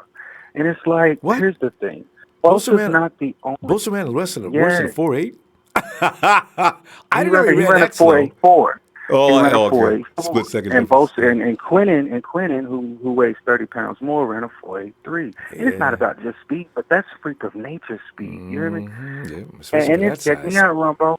Put him on the check edge. Me out, man. It's like there's other edge rushes, man. There's other good edge rushes right there in the second and third round. Now, the second I really want to use for a safety to answer your question, okay? I really, really want to bring in Adderley if he's there. Yeah. If he's not there, I want to bring in another edge rusher, and it's going to be a lot of good ones right there. And I don't think the drop-off is going to be that bad. Don't get me wrong. Bosa might be the best edge rusher in the draft. I will say that. I'm not saying he's weak. I just don't think he's better than Quinnen. You feel me? So I'm saying get another edge rusher to go along with Quinnen. If Adderley's not there, now what are we talking about? That's what I want to know. Give me some choices. I mean, who do you expect? Who's possibly could fall to the second round as far as rusher goes? Well, I'm gonna tell you this, Ronbo. I'm gonna tell you this, man. I think if Jonah Williams is there at the second round, which I think that's a stretch. That's OL. I know. I think they're definitely going to go there, especially since he's been working out with your boy Staley. Staley, I know. I heard about that. Yeah, But I want Adderley. I really do. If I could bet my whole salary at Vegas that Ward lasts 16 games, I would bet that man is not going to last 16 games at all. Which one? Jimmy Ward. He's not going to last 16 games. So Jimmy! Oh, Jimmy! Ain't nobody got no faith in you, Jimmy. Oh, my he's God. Not, man. He's a great tackler. Ronbo, he is. But the way he tackles to injure himself. Like, if you watch him, he don't even try to, protect himself in the least bit, And it's like, man, if you're not going to last 16 games, we got to get Adderley. But we'd be foolish to pass up Quinnen, Ronbo. It's other edge rushers, man. Come on, dog. But you know what? You're right about Jimmy's tackling technique. Jimmy, he's got to use more shoulder.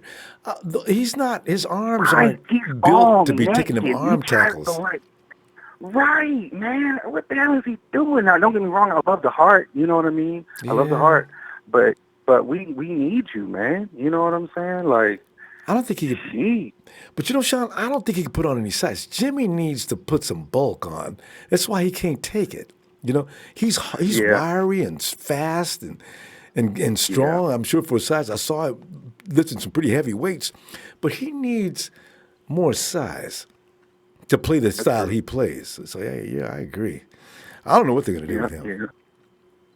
I feel sorry for him though, because he's got a lot of heart, like you say. What was I going to ask you? So, I would only go wide receiver with the second round pick if somebody like A.J. Brown was there. If A.J. Brown was there at the second round, I feel like he would be worth taking a risk on at the second pick and not addressing the safety because I feel like he's really going to be a star. But another one of sure receivers. A sure pick. If Adderley's there, you got to take Adderley. It's not even a question. Yeah. You know what, these guys, there's only 32 picks, and we need to think about that for a minute. You know what? You can almost scientifically go down through the draft and look at every team, and if all of us pretty much know the needs of every team in the league, except for Belichick, who Belichick don't care. He'll surprise you and get anybody, and you won't think, what the hell is he picking him up for? Right. Right. Belichick was on the beach, wasn't he? During the off season. You know, and he's probably checking on Robert Kraft all the time.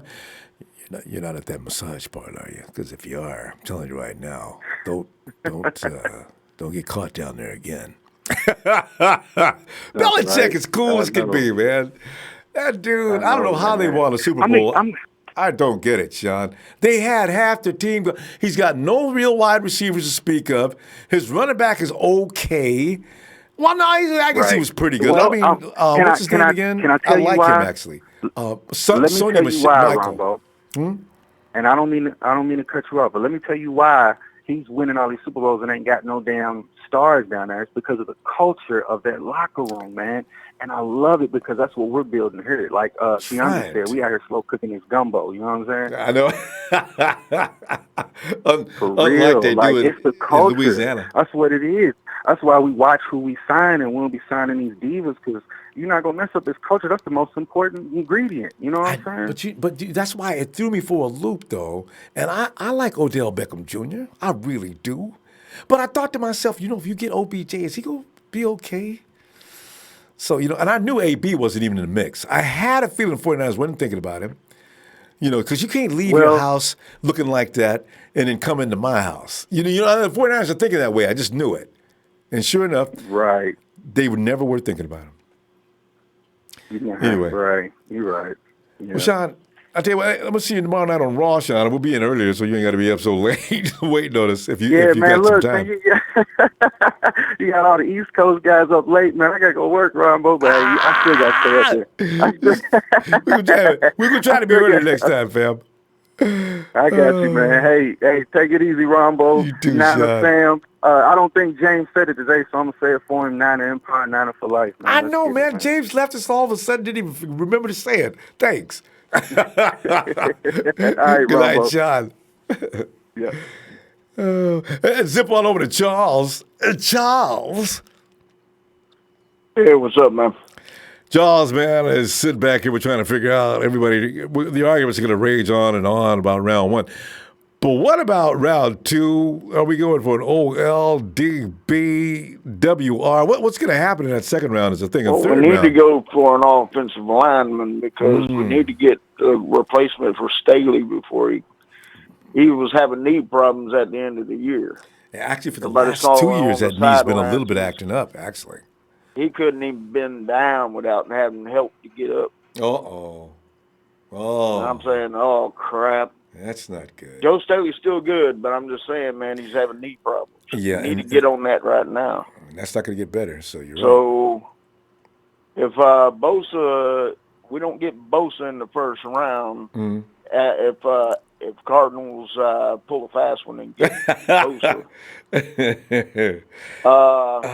Or here's what actually needs to happen.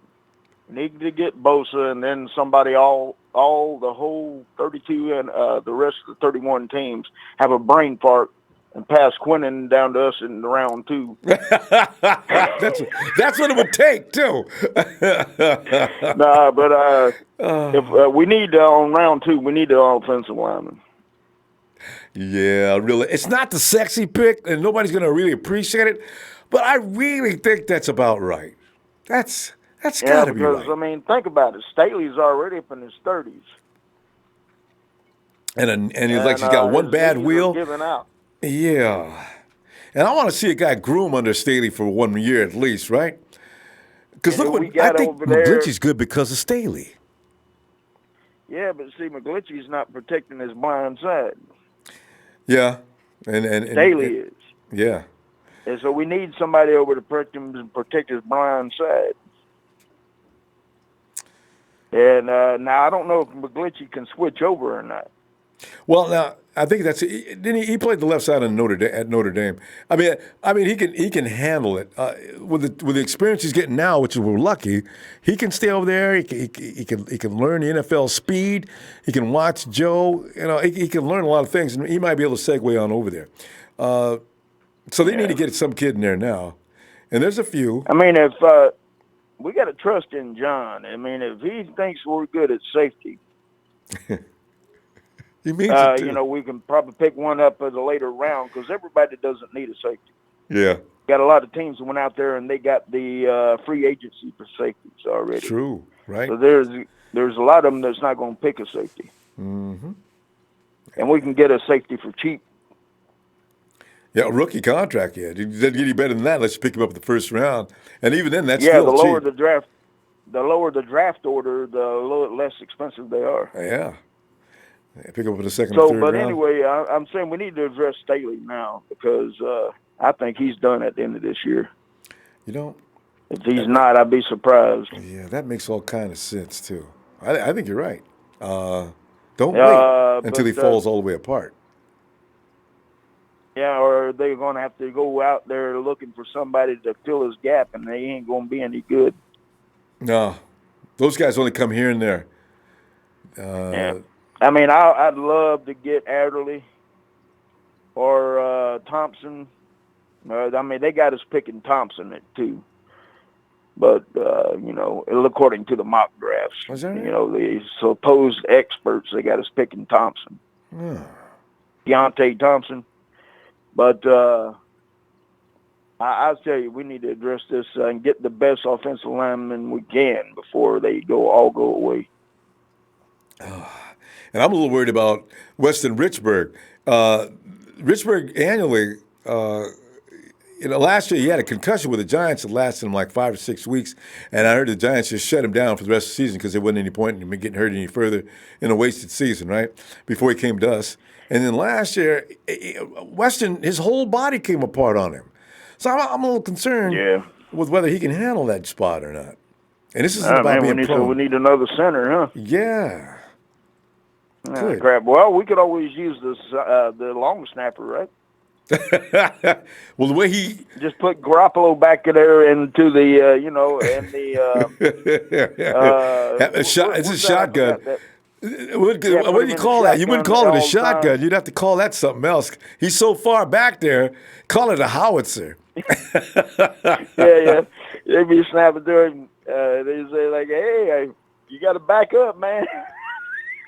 Let's see how good the defensive ends are now. I think we're going to be all right. If we get Quinnen instead of Bosa, I think we'll still be all right. Yeah. Even though people don't have faith in Armstead doesn't have to get to the quarterback. The dude's like, what, 6'8"?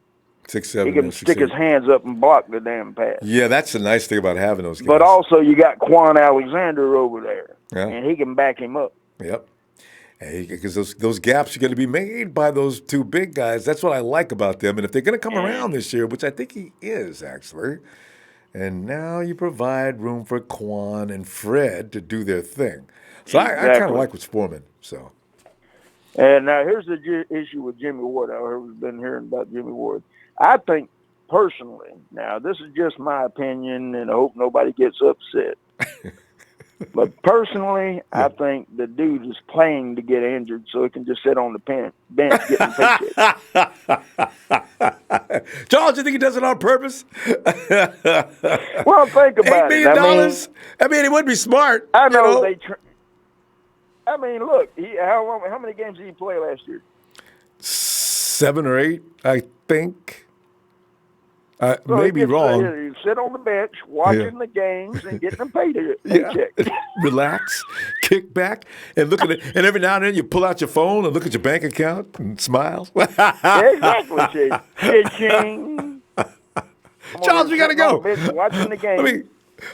Charles, gonna see you tomorrow night on Raw. Okay. All right, man. Have a good night. Take it easy. You too. You as well, man.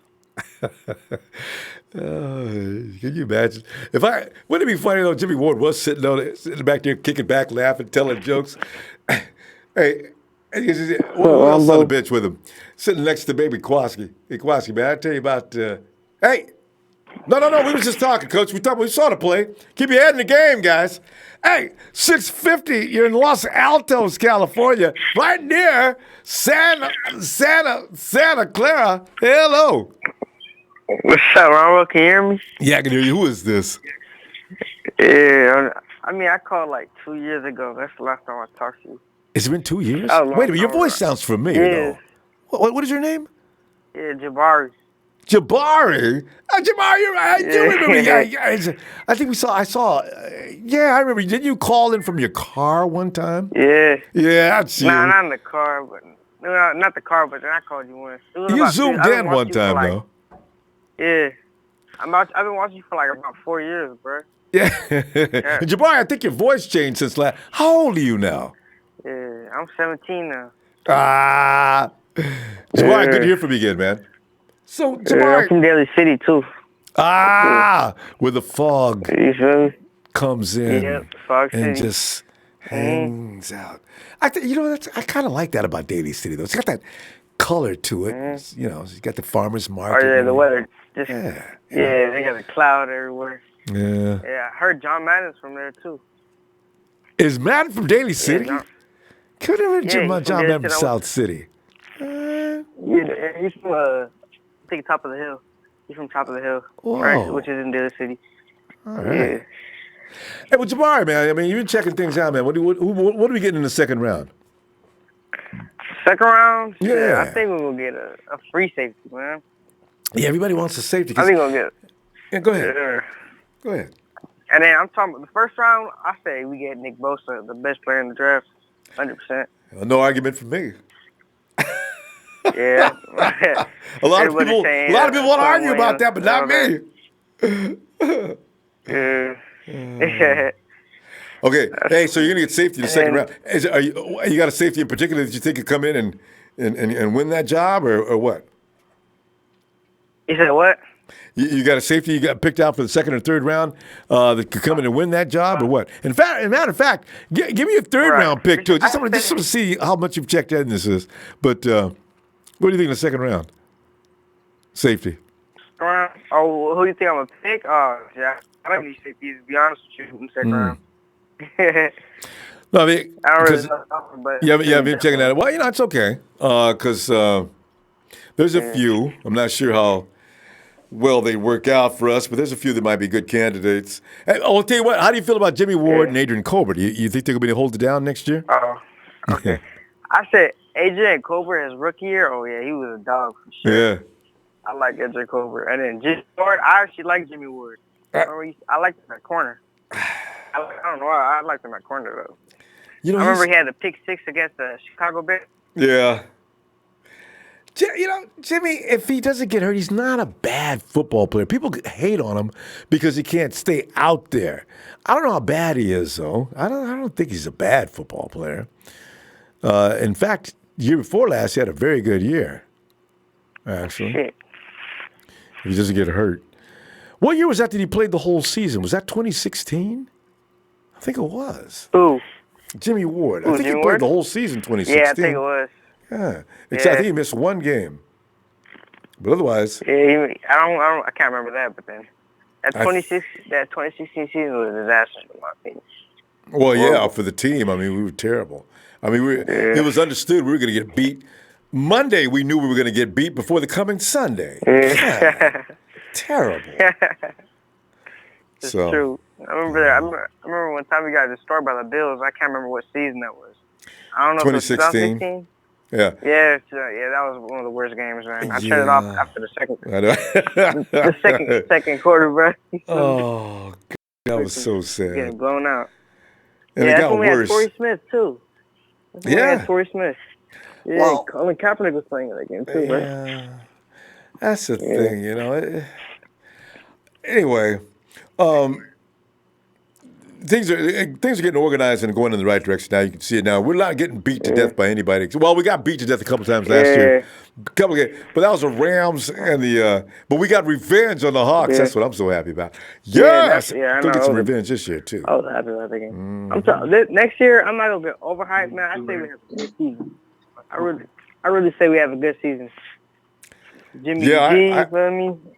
Yeah, honestly, we don't need no receivers. As long as you can catch a ball, bro, you're good.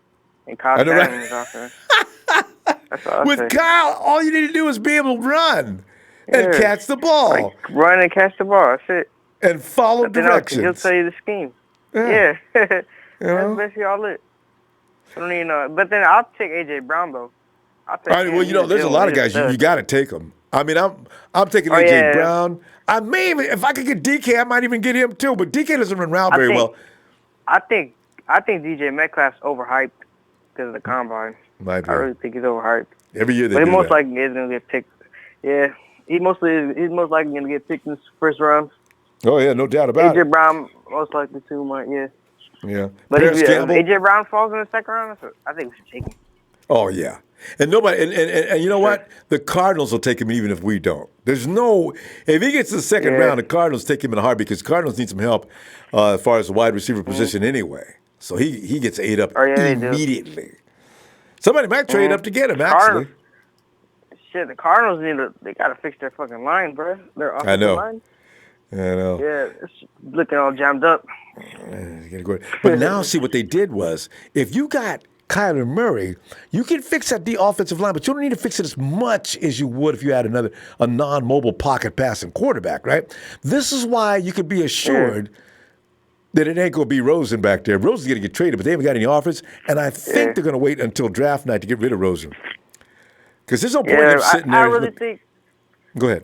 I think the problem with Rosen is that their offensive line was horrible, and then he's like nervous. I feel like he's too nervous. He plays, and that coaching staff was horrible. Yep, and and only one wide receiver. Christian Kirk, I think. Larry, I like Christian Kirk too.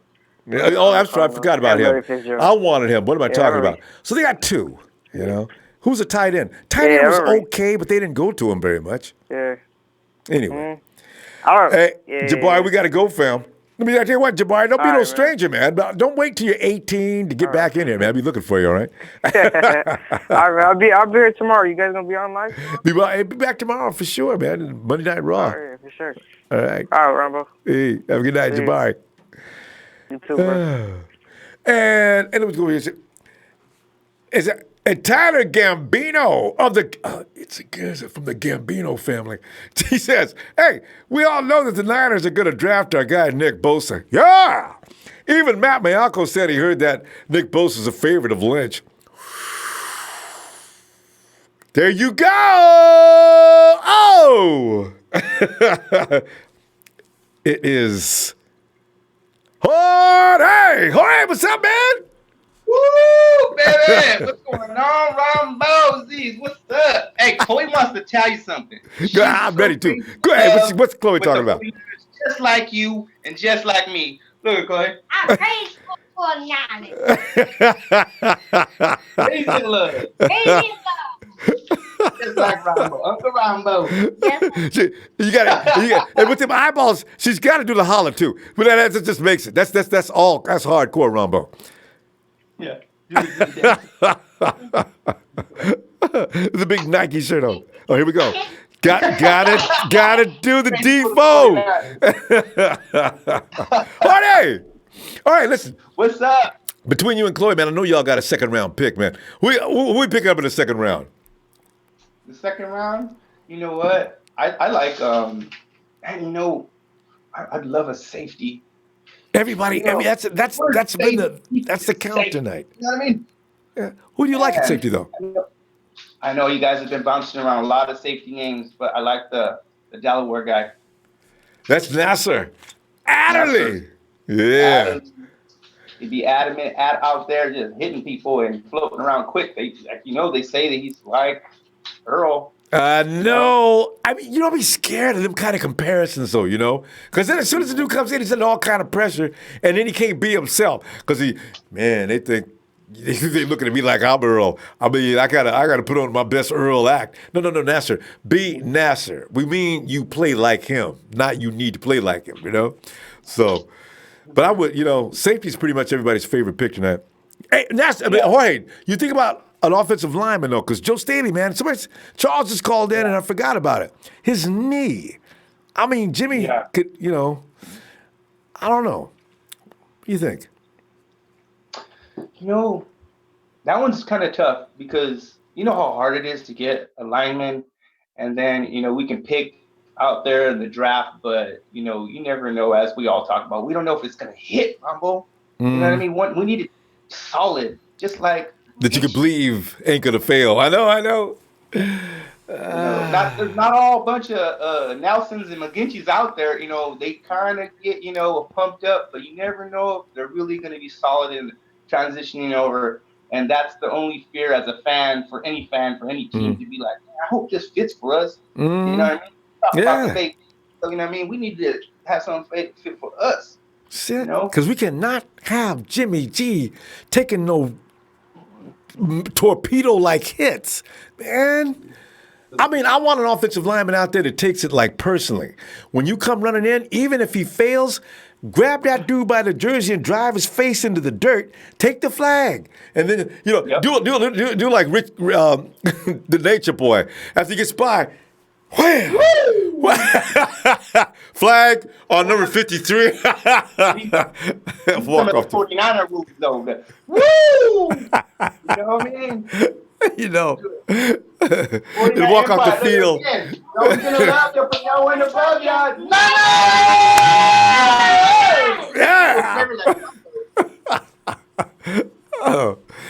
Oh man, Jorge, man, I tell you, we gotta wait a few more weeks though, and we're gonna find out. Jorge, I forgot, Jorge, who you like in the first round? You and Chloe. You know what? We that's why I did a rhyme about get a big dose of that Nick Bosa. There's something special about the kid, even though people have their hang-ups with him.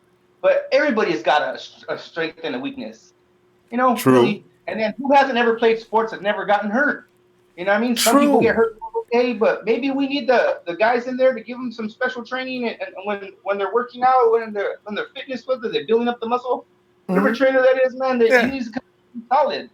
And they're supposed to stretch out. If you go in there being having a big old $1 million ego and you're not stretching out, the only one I knew that can do that was Randy Moss. He's the only one that brag about that. I'm ready. Randy Moss, he definitely was. Definitely a personality you have to think about, and you got to laugh.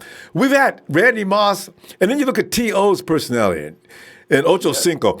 Some of the craziest guys in the NFL are wide receivers. You notice that? Yeah. Sick. Yeah, we need some wide receivers like that to make them kiss the baby. You know what I'm saying? And you telling people, child, please. You know what I mean? And when you have a psychopathic wide receiver like that, but he's got to perform on the field. If he's still got that personality on the side of the field, it fires the team up too. It's all good. You can talk all day, but if you don't perform, people are gonna be like, "Oh man, chill out." You know what I mean? But if you perform, then you can bark. You know what I mean? That's it. There's a lot of fights. You know what I mean? People eat that up too. They work with it. So yeah. It's like Willis. Willis could lead a team to fight. I mean, watching Willis fire the team up before the game, man, you'd be sitting there just, oh, God, let's go. Get him on the field. Get on the field now. Let's kill some people on that other team now, because boys love that. Man, the season even started, Jorge. I love how you get all hyped up so much. And sometimes if I'm not even hyped up, I'm hyped up in the inside. I'm like, ooh, get that interception. Ooh, sack that quarterback. Ooh, get that dang touchdown already. You know what I mean? We in that red zone. You know what I mean? I don't want to have no more red zone woes. Jorge, that might be handled this year, though. I got a feeling, because we've had 2 years of that, we got a tall dude, and you got Kittle. I think that's all we need. We got Matthews, we got Kittle, we got guys who know how to run route, which is more important, actually, than people don't realize. It's more important to run a sharp razor route and get rid of that guy so Jimmy G can time that shot to you more than it is out there with the 50-50 ball. I can out-leap you. What if you can't out-leap this dude? What if that cornerback's got his same hops as you? I don't like the 50-50 ball. Yeah. Man. That's crazy. We'll see. So, yeah. Man, I'm just chilling with the Super 49er fly feeling. I'm feeling good like you. If you be feeling good about the Niners, I'll be feeling good about the Niners all year round. And we ain't no bandwagon fans. I know y'all coming. The bandwagon fans, you coming because we're going to be doing good this year. And you know what, too. I mean? But hey, you know what? We're going to do better because you know what? Last time I talked to you, we had added some pieces. And then now we added some more pieces. And it looks like it's piecing together. I know some of us are stressing, maybe losing sleep on this safety spot. But we eventually drafting or might even, what is the trade deadline? In the middle of the season, a little past the middle of the season, like. Yeah, Mid-season trade deadline. To dance in the playoffs. All right, we gonna go, man. We'll see if this is late. We'll see if we get anybody else out because we started late. But all right, I appreciate you and Chloe. See y'all tomorrow if you get some time. All right. Much love, Uncle Ronbo. Thanks, Chloe. Y'all have a good night too. Hey. Hey, I want to send a shout out to Yamin. Everybody loves that guy. Hey, Yamin. Me and Chloe say what up. And everybody in there. Where is Yamin? Love all y'all. Hey. And Aqua holding it down with y'all, ready? And we've been loving you back too, fam. Yeah. Night. Good night, guys. All right. Keep talking to all the other family. We love them too. There you go, all right. Good night, Chloe. Well, see, hey, guys, if you've got some time, get on back here tomorrow night for Raw, okay? All right. Good night. Hey, let me check out over here. Hey, is that Big Homie in there? Big Homie in there, what's up, fam? He said, my fault, Ronbo didn't answer your question when I called in.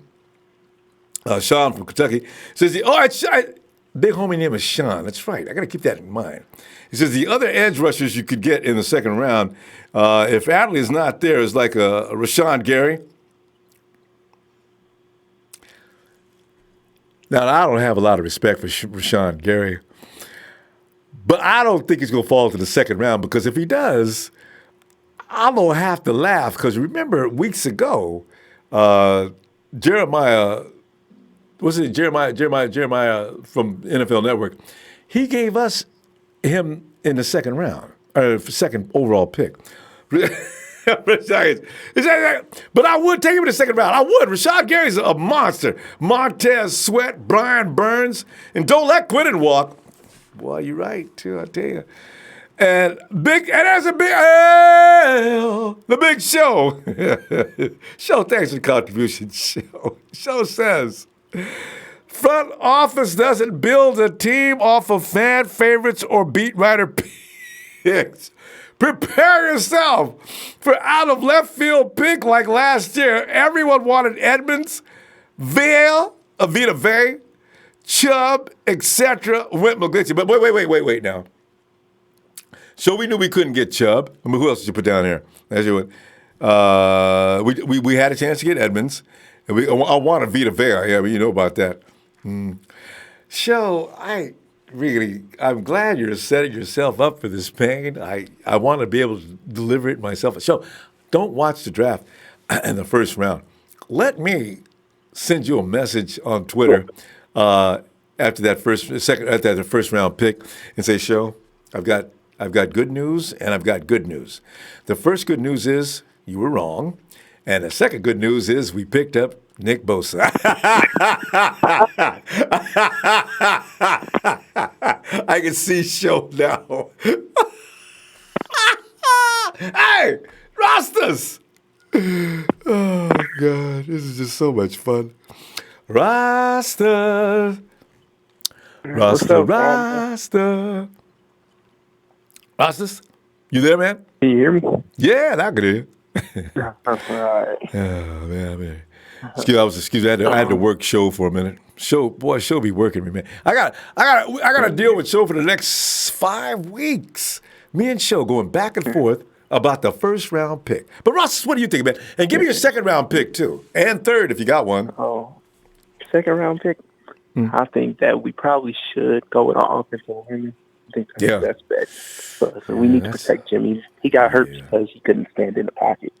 So if he didn't run that ball, our season could have been totally different if he didn't have to scramble out that pocket. And he didn't get down or get out of bounds. That's something that he learned.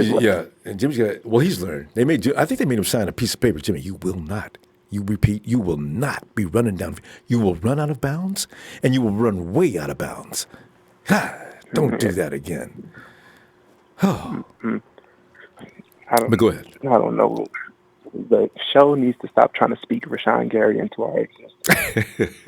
That's something that he needs to stop because the more he says it, the more I feel like it's conjuring up to be true. I know, right? You that's what you do. You it's like voodoo or something, man. Don't keep bringing his name up. Daniel Jeremiah jumped up and said that the first week after the Super Bowl. 49ers, I predict, will pick up Rashawn Gary with the second overall pick. What? Rashawn Gary is going to be the worst pick that we take. I feel the same way about Nick Bosa. God. Well, Rashawn may not be a bad football player, but he's not the best you can get as a number 2 overall pick. I feel like he's a second rounder. Second or third rounder, honestly. Or late That's first how I felt about Solomon Thomas. Some people have made that comparison already. That's exactly what we're picking up. Yeah. Thomas. Big Show says Solomon Thomas and Nick Bosa the same. I'm sorry, say again. I said he's Armstead or Solomon Thomas. We're going to find out. Okay, so you got an offensive lineman in the second round. We need to prepare ourselves for that because if Joe Stanley is not able to go more than next year, and maybe he might not even make it through if that knee is serious, and I noticed the year before last he hurt that knee, we got to have Joe quick. You can't be quick with a hurt knee. Well, you need to trade back and get 2 first-rounders so we can get an actual tackle to replace Staley. He needs to learn a year under Staley. That's the perfect situation right now is to draft a tackle to replace Staley. Wow. And he's working with Jonah Williams right now. So Jonah Williams. Yeah, I heard that too. I read that too. Him and Jonah Williams are working out. So you never know. That's another possibility. We can trade back to about 4. That's why I think that we're going to trade back to because I'm hoping the Cardinals select Nick Bosa so he's not on our team. Yeah. You know what though? The 49ers might go back to the first round. We've already heard from John Lynch saying he doesn't need a safety. The wide receiver is not an urgency. You can get one okay because there's plenty of them you should. But what the urgency really is, it is the OL rosters. It really is. Mm-hmm. You can't wait till Staley breaks all the way down. If we do that, then, our chances of making our playoff hopes are going to diminish fast because they don't have nobody to protect Jimmy. He's not a quarterback that's meant to be running. He's not. That's not his game. And he shouldn't be anyway. I don't want that. I want him to be able to be. The essence of Shanahan's offense is for his guys to be running free. Jimmy's got to be ready for him. He gets rid of the ball quick, and usually those routes develop quickly. But still, you don't want that kind of stress and fear. Yeah, exactly. And for your question for the third round, I actually think that's probably where we get the most value at our offensive lineman because I think Michael Jordan will be there, and he's still. You think he'll last till the third round? Oh, wow. Yeah, I think he's going to last to the third round. Yeah. He's a good football player. And he can play guard and center, so his stock is already up. And Weston Richburg definitely may need replacing it sometime soon. Wouldn't it be funny if we got an offensive guard in the first and third round? We trade up for the second round pick, give up one of them 6th-round picks. 2 and 6. Would 2 and 6 get you back in the first round? Mm-hmm. I think we could get back into the first round if we wanted to, actually. But I don't think John is going to actually want to do that because we don't have that much draft capital. So he's like, maybe I'll just sit this year. Next year. We can use next year's pick. Unless we're able to trade back. Yeah, I don't know which round. If we're able to trade back, I'm telling y'all. We're going to be doing a lot of willing and dealing. Ooh. You know who would deal for next year's pick? Belichick. You can trade Belichick. Say, listen, Bill, we're going to give you trade with us. The second pick is only 3 away. And I'm going to give you a 4th round, a 3rd round pick next year. Let me back in the first round with that 32nd pick. 49ers would definitely be able to a plan. They'd have somebody in mind because they know that the Cardinals plan on taking somebody they want. We stopped the Cardinals last year from picking up Dante Pettis, from what I'm understanding. Yeah, well, I don't know. Probably, I don't know. I ain't read too much up on that. I thought Dante Pettis was a 3rd-round pick, too. Everybody I wanted did. him in the 3rd round. That's what it said, too. The book on him was a 3rd-round pick. Yeah, we traded up to get him, so somebody was talking about him. Cardinals, they say. All right, Yeah. But Ross, tell you what, I'm going to go, man. I'm going to tell you what, I'll look for you tomorrow night on Raw, if you get some time, huh? All right. All right, Ross. Have a great night, fam. Yeah, this is going to be a lot of jockeying around, fam. Get ready, boy. I tell you, draft night's going to be stressful. Man. And the bad thing about it is they're going to knock us out early in the evening. But you know we're going to have to watch. You got to watch for who everybody picks up. I want to know who's going to pick up DK. You know, I want to know who's going to pick up the wide receivers. There's so many. I want to know who picks up Quinnen. It'll be interesting. Notice I said I want to know who's going to pick up Quinnen because I'm already convinced we're not having to pick up Quinnen because we've already picked up Mrs. Bosa's baby boy, Nicky. Michael!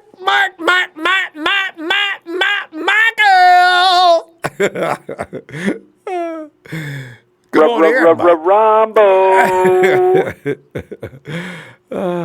Like, I think what's happening, Ronbo? I'm already planning a barbecue for that night, Thursday. I don't care what day of the week it is. As soon as I find out that Nicky Bosa is going to be putting on the red and gold, Michael, I know it's becoming not a popular thing, but I still want that kid on this team. Oh, man. Sounds good to me. Sounds good to me. What are we going? Kansas City style ribs? Memphis? What are we doing here? I've heard about the Kansas City ribs. Memphis ribs are famous, but Kansas City, I've heard about them recently. And you can't tell a Texan that they don't have the best ribs in the country. So, any one of them.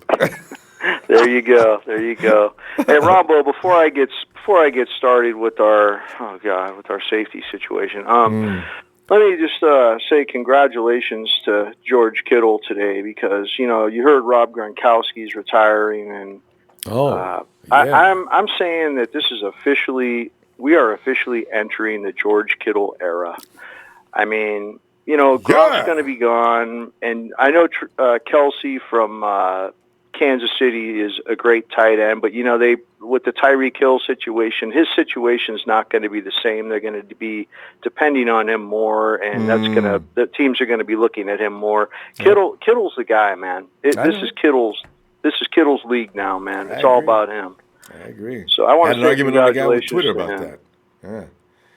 Yeah, and then Jimmy G, I was reading something about him today. I guess Jed York was talking at a press conference or something, and he was talking about how Jimmy is really stepping up and taking the lead here with this team. He was actually calling some of the guys they were interested in free agency. Like he said, he believes he called Quan Alexander, and he was calling the guys the first couple of days. Jimmy was making calls and showing interest in these guys, telling them that he wants them, trying to recruit them over. And, all right, go Jimmy!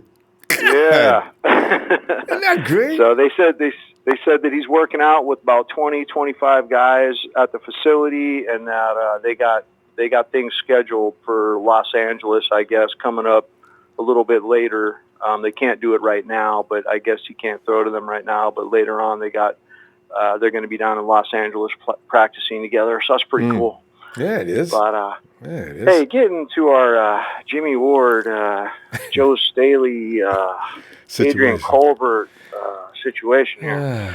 All right, so this all makes perfect sense because our left tackle is aging, and he's real fragile, right?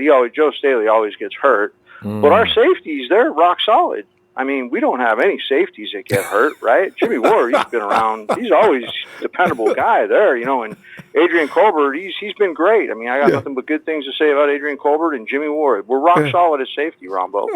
So let's forget about safety. We're good. John Lynch says we're good, and we're all good there. Yeah. Let's go get a tackle to sit on the bench with Staley for a year. Meanwhile, we'll just ignore the safety position. But Mike, no problem. It's scary though, Mike, because I don't want to see. You drive that car. Everybody's dad used to do this. You drive that car because you love that car so much, and all it needs is this change and this change, and it'll be okay. Like I can get another couple of years out of that car, and all of a sudden, there's dad calling in. Listen, can you send a tow truck? What?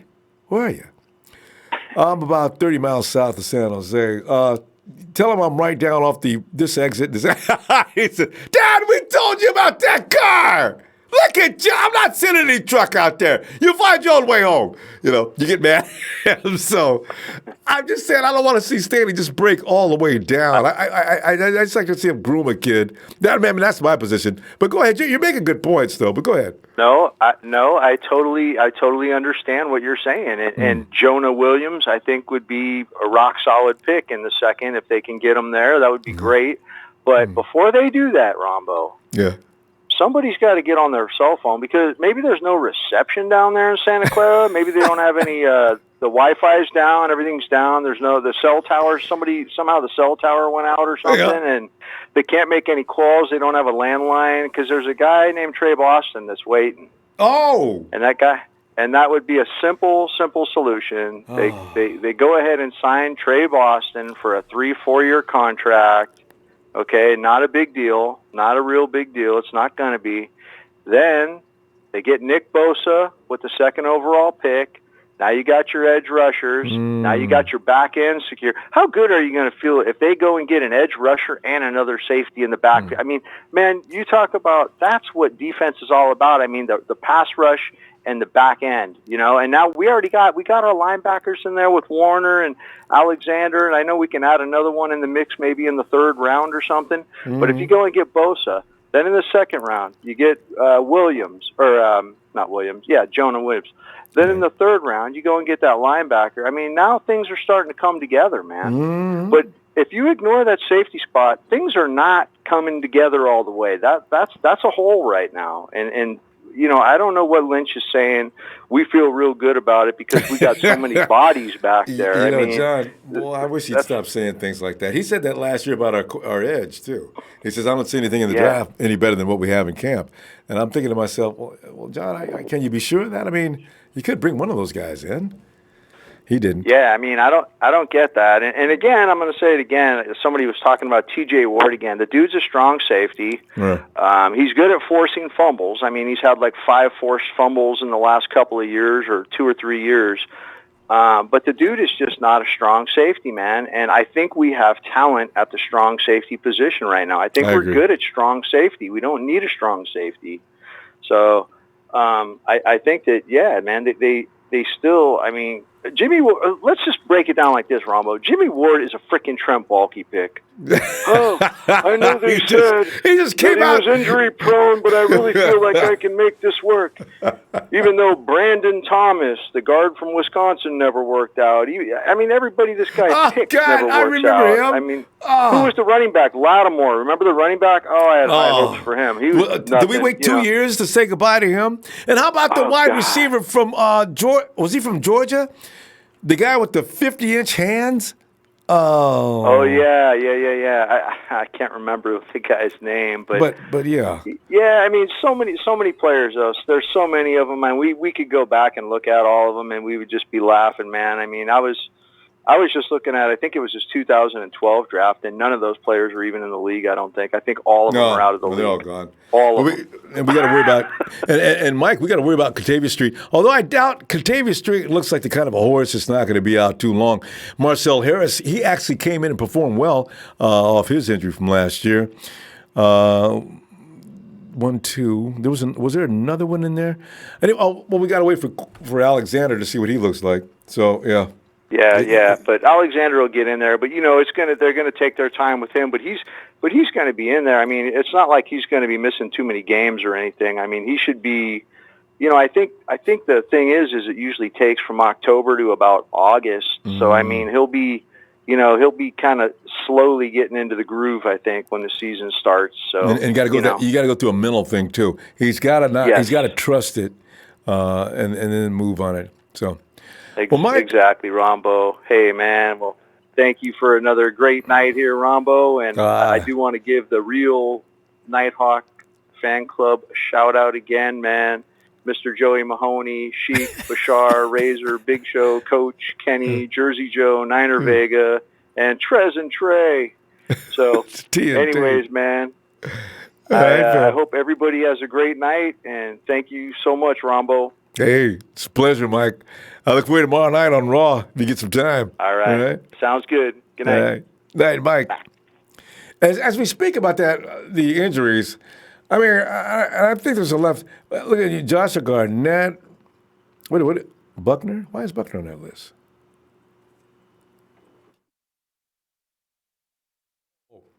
Oh, my bad. You know what? These are all Trent Baalke's picks that are currently still on the team. Joshua Garnett, DeForest Buckner, Eric Armstead.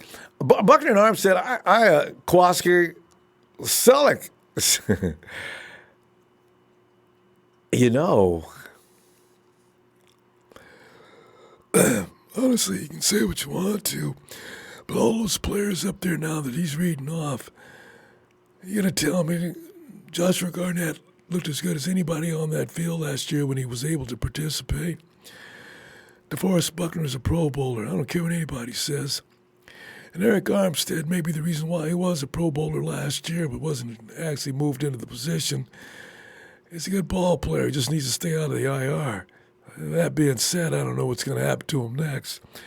And Kowalski T, I don't know if you ever checked out the rankings, but he was number 3 as far as box safeties went, year before last. And Garrett Selleck's one of the most dependable tight ends. John, well, I can't call him mine, but he's one of the best tight ends that Kyle Shanahan's utilized last year. And Jimmy Ward is a good football player, and every team that has him would make sure that he's one of the 11 people on the field. And Ronald Blair, I heard that idiot Ronbo was yelling all kind of things about him. Hey, dude, I let you come in here, and you come over and you take it, and you refer to me as an idiot? I said Ronnie Blair was good. I did. There's no need for you to get nasty about it. You know, because I'm the one who said, and I like Solomon T. I'm not going to say anything bad about it. But I'm the guy that says, we don't need Solomon T. He said, who's going to make Eric Armstead? We've already got a Solomon T. We've got Ronnie Blair. And meanwhile, TNT and Sheik, Sheik's on the phone, isn't he? I joined the group. they were coming in every night. Choo, choo, choo. Hey, Ronbo, man, you going to jump on a Solomon train? I am not jumping on no Solomon train. I want Corey. Solomon train. Hey, but okay, Sheik, Corey's not all that. He's okay. But I did like Christian McCaffrey, and I got booed for picking him up in the first round. And you probably should pick up a running back with a first round pick. Especially so early in the round, what were we that year?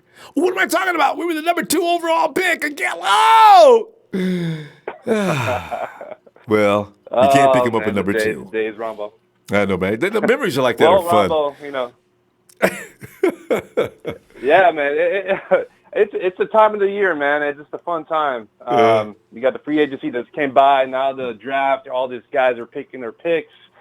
Shout out to Mike Rapina, man. I enjoy talking to that guy. Everybody's in a certain time, place. I love y'all, being all together and having this conversation. The thing is, last night I talked to Trey. That's right, not Trey. Sorry, Trez. Yeah. And he brought a good point, man. He brought up on the Nighthawk Fan Club. He said that don't be surprised if you get Quinnen Williams. That's true. And I was like, nah. Yeah, and it made me like, nah, we need a defensive. But it made me think. I was like, you know what?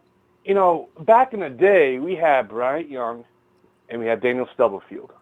Now we have Defoe and Quinnen Williams, if that happens. That's a possibility that could happen. It made me think that could happen.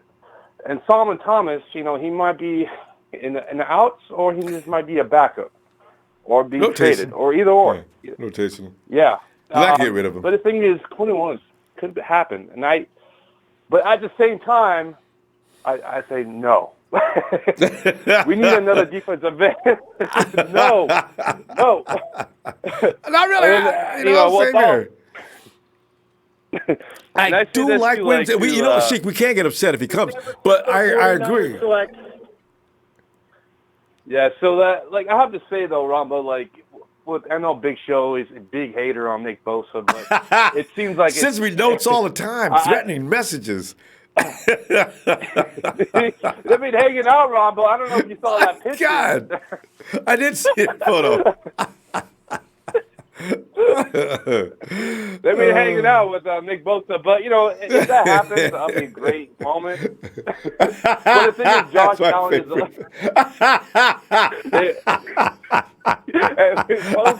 I wish he could post on the big show. That photo's epic. They've been hanging out. He's been secret with it. But Ronbo, Josh Allen, it could happen, man. That's another talent that we could also look at. Y'all be either or, Ronbo, those two guys. That's what we're doing now. Hey, I knew Jersey Joe would like that. Show, I knew it. You're not fooling me, Show. I know you're a Nick Bosa fan. You guys been working out together. And who's that guy in the middle? I thought it was Eli Manning at first.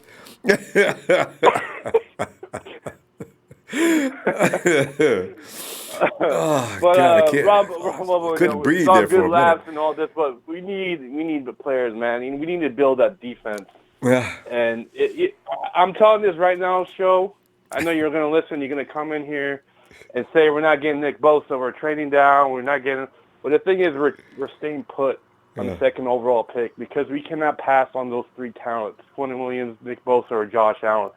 We're going to stay because there's a possibility we could have trade down for Montez Sweat, but he's not. He has heart condition. He's not good. Devin White, he could be. He's a good player, but I think defensive end is more higher grade right now because we have two linebackers already. We could probably pick up a linebacker later rounds like Khalil Hodge, and there's other linebackers that might be diamond in the rough.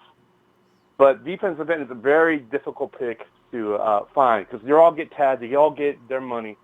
We got to get our own. And with D Ford and the other side, Josh Allen or Nick Bosa, I think is the better choice. And then Solomon Train, we'll see. I think finally the Zurich helping him finally put him in the defensive tackle. Let's see, give him the opportunity to show up. And this year we'll find out what Solomon Thomas is all about and where he goes in the future. Sheik, have you ever heard of anybody getting can trades go down during camp? Let's say if like midway through camp, you got to get rid of you got to bring that 93-man roster down. And midway through the camp, I pretty much make up my mind that there's a problem here after a couple of preseason games, and I go ahead and make a deal. I wonder, and not necessarily just Solomon. It could be any number of people. Jimmy Ward would have an expiring contract. 1 year. Those 1 year deals are movable contracts, right? So I wonder if the 49ers have any intention or plan going forward on this. But I think Jimmy is that insurance policy they think they can keep. But Jimmy's not insurance. Jimmy needs insurance. That's the problem. So we'll see what happens. He's hospital ward for a reason, Rob. But the thing is about that. But the thing is, Rob, the trade, you could trade like a player for a player. You could do that, and if there's like expiring contract from the other team as well, then you can work out something. Yeah. And maybe add a little bit of cash, a little bit if they want to.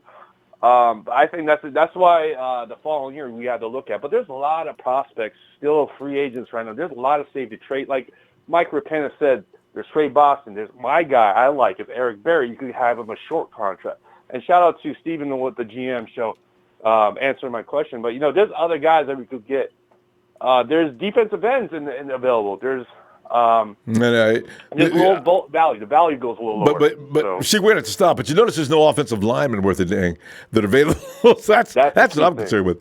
But Sheik, let me see you tomorrow night on Raw, okay? And we'll talk about that Monday with offensive because we got to protect Jimmy G. Faithful, hit that like for Ronbo Sports. Sub, share, download his app. Let's go Niners. We're back. Empire, Thanks. let's go. Thanks, Sheik. Oh, man. Oh, and by the way, let me remind, Sheik brought up something I need to read. If you're an Android user, remember, if you haven't done it already, make sure you update your app. Update it. Because the fact of the matter is there's been some changes on the platform with Google. And if you don't update your app, you're not going to receive notifications. We want to get those notifications. So if you're an Android user, please update your app. And Coach says, if you remember in my GM show, I had wide receiver Deebo Samuel being picked up by us with the second-round pick at number 36. No trade downs. And then linebacker Mack Wilson in the third. But I now think that pick will be a free safety. If Mack Wilson lasts until the third, and the nice thing about the positioning is we're high in every round. As soon as we get through one round, we're right up there at the top. I like that. I don't want him trading down. Armando Lopez. Hey, Bosa and Deebo Samuel should be the pick in the draft. That's a nice haul, huh? I'm curious what Deebo will look like in the pro set. Jeff Tan, he says, hey, in your Hulk Hogan voice, what are you going to do? What are you going to do, brother? I can't do the Hulkmaniac like the Hulkster can out in Ohio. Hulk, are you there? Because if you're there, man, we need you, brother. Get in here and show us how to do the Hulkamaniac. When you got Nicky B, DeForest Buckner, and D. Ford coming for you. All right? What are you going to do, brother, when you got Nicky B, DeForest Buckner, and D. Ford coming for you? Bing, bing. Wait, the Hulk, man. All that size and power comes in with a big yellow streaming bow around his neck, man. First time I seen him, man, it took me like a few minutes to stop laughing about that. Coach also says, Coach said 2 players to go, meaning injuries before Sherman would be at the free safety. Yeah. No, Sherman's not. No Sherman free safety, please. Maybe a couple of seasons if he really wants to do that, but otherwise. Rochelle, 1 is 2 L's. See what I did there? Our safeties are a joke. Might pick up Takashi at 69. Yeah. To complete the secondary. JT!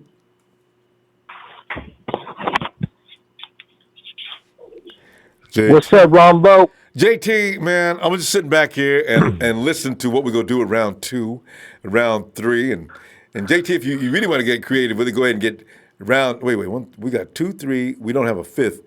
Hey, 2, 3. We have a 4th. Hey, we got a 4th. What am I saying? 2, 3, 4. JT, man. We got 2, 3, 4, and 2 sixes. Yeah. All right.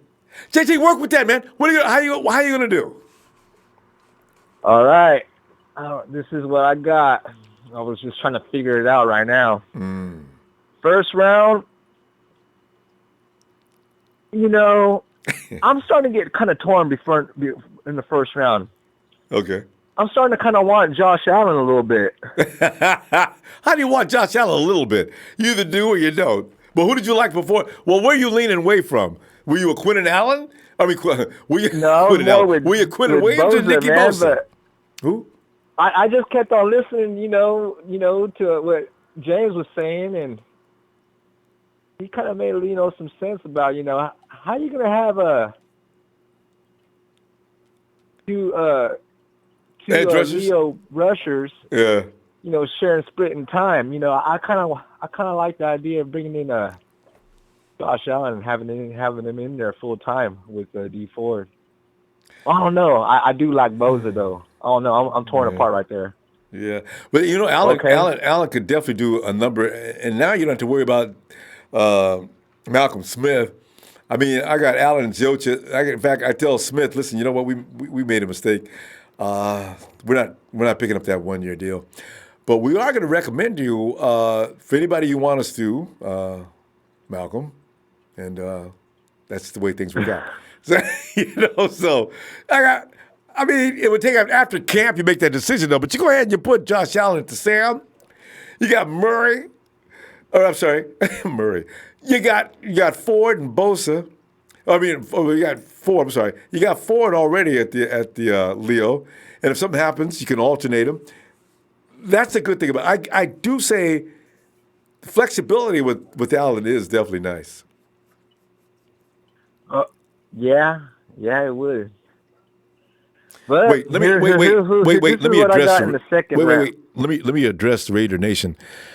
No, we'll be fine without Antonio Brown, Raider fans. Don't come in and talk. Okay, go ahead. It was a thing I of would a chart. love to have Antonio Brown. Having Antonio Brown, I was thinking about that. Having an Antonio Brown with the Jason Verrett, just watching that clip with Jason Verrett. I want to play the Raiders like this that. year, just for that reason. I can just see now. Can you imagine training camp? It would have been freaking beautiful to see that. I can see that Antonio now as he walks out on the field. All right. No. I'm just saying, don't start nothing out here today. Let's just play, because everybody says how you could hold me down, and Jason probably look at him and say, he'll probably be happy he's on his side. You're that, and then Jason look at me, ain't you 32? I can hold you. If I can hold you down then, I can definitely hold you down now. Let's go. All right, and since we're on the wide receiver subject, since we didn't get A.B. in the second round, I have us picking up A.J. Brown, 36th overall. If he's on the board, Ronbo, we got to take him. I just hope he has lots of meat and potatoes. If he ever takes a direct shot, can you see Anton Exum coming down the field? Bam! Oh! Hey! Get somebody out of the field, man. He ain't moving. He's too little. He's got to gain some size. He may know how to take a hit. Most little guys like that, they know how to take a hit, though. So, but my God, I think he weighs 165, 170. But I think A.J. Brown's like 6 foot, over 200-something pounds, like 200. No, I thought you meant Hollywood. I'm sorry. No. Oh, my Hollywood's bad. like 185. I thought you meant Hollywood Brown. You said AJ. No, AJ's a big dude. Oh, no. Yeah, AJ's he'll be a fine. big dude. He'll be fine. Yeah. All right, and okay, third pick, 67th overall. I gotta bring in, if he's on the board. It's wishful thinking if he is, but if he is on the board, we gotta bring in Jonah Williams. Oh, I love that at third round. That would be, you know what? If he's at the third round, it's a no-brainer. There's no hesitation. You go get Jonah. I don't know how he lasts the third round. He ain't gonna last the third round, fam. He ain't gonna be there. You never know. With the bunch of teams with needing a quarterback and all looking for defense. Other teams addressing other needs. You never know, Ronbo. He may fall to the third round, so I just threw his name right there. Okay, but you know what? There's not enough cornerbacks. There's not enough safeties. Like defensive line, your edge rushers are going to take down, and the quarterbacks, there's only maybe 3 in the first round. Wide receiver. Oh, still not enough wide receivers to make Jonah last all the way to the third round. I'd like to believe it. I'm supporting that. Oh God, if he's there, we got to take him. If he's there. Oh yeah, without hesitation. Fourth pick, 104th pick, in the fourth round, 104th pick. Jonah lasts until. Here's another wishful thinking pick. Another wishful thinking pick. Garrett Bradbury. In what round? Fourth or third? Fourth round pick. Fourth round. Because y'all use your third. Yeah. Jonah in the third, and Garrett in the fourth. Yeah, that'll solidify depth. That'll bring in Garrett to to fill in for Weston Richburg, because he's injury prone ass. Boy, Weston, trust him. Man, I don't know how much longer Weston, man. Weston. I mean, he gets taken all the way out. It's a tough spot, though, and he may not be ready for the center position. Weston probably do better at the guard. Let somebody, that's why I'm looking at Michael Jordan, and I say, you know what? Let him come in there and work the center spot for a while and learn that position, man, because Weston is not going to survive the season. He never does. I heard somebody was saying something about Michael Jordan, too. And for my this is my last picks. I didn't get to finish my last 2, but I got one out of the last 2. My first 6th pick, 176 overall. Let's bring in Jonathan Abram. Wait a minute. 6th round. Oh, no, I'm thinking about the Abram from the safety from. You're not talking about that safety. Wait, who's Jonathan Abram? Yes. The Jonathan Abram. At the 6th round? He's a safety. If he's there, let's go get him. Well, yeah, but Jonathan Abram, isn't he the number 1 I think he's the number one ranked safety. Is that right? I do like your imagination, though, but I kind of think that's impossible.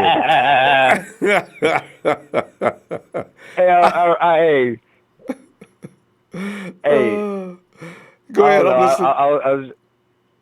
I was just trying to do some quick homework over here real quick because I was just like, oh. No, J.A. is like the number one ranked. But he's going in the first round. I know the first three, or possibly even the first four, are pretty reasonable. I think maybe we could pretty much pick up the first four, all the way up to Garrett Bradbury, Jonah Williams, Garrett Bradbury, A.J. Brown, Nick Bosa. What do you think about that? Yeah, it's a wonderful draft. You get all that talent. The rest of the league will be saying like, "Oh my goodness." JT's having fun tonight. JT, man, I'm gonna look for you tomorrow night and while you have some more beverage, and come on in tomorrow night. Let's make some more deals. Hey, Ronbo, I'm sorry for keep on passing out, man. I be going to work and I be getting hella tired. I understand. It's late, bro. Appreciate you getting in there, though. This is too much fun. All right, Ronbo. Hey, Niner Empire, Niner for life. I'm just saying it for James. He forgot to say it. I know, man. Everybody's worried about James. Come on, James. How'd you do that to us tonight? He'll remember tomorrow night, though. All right, JT, get some rest, man. See you tomorrow. All right. Oh, God. And Jordan Kelly believes that that's a smokescreen. John Lynch wants real safeties. Or else, you know, I can't imagine. Yeah, that's really crazy. Jose Mendez says Jonah Williams would be good because he can play guard and tackle. See, maybe he wins a guard spot and then moves to right tackle. Ideal situation. Ideal. Oh, God. This reminds me of Macklemore. When I say, you ever listen to Macklemore, that dude who comes in, is it good looking honky? You know the lyric in this record, Macklemore. Never mind. Ron, you say, Peter North here, old porn star, great stream. Why do my production people put that up for me? I don't know. They knew I'd get me views. You're welcome. I mean, not you're welcome, but thanks. What am I doing? That looks like Jersey Joe material. Horatio Flores says, can you do the Warner call? Uh-oh. See? You know, I tried to stop doing that, and then somebody asked me to do it.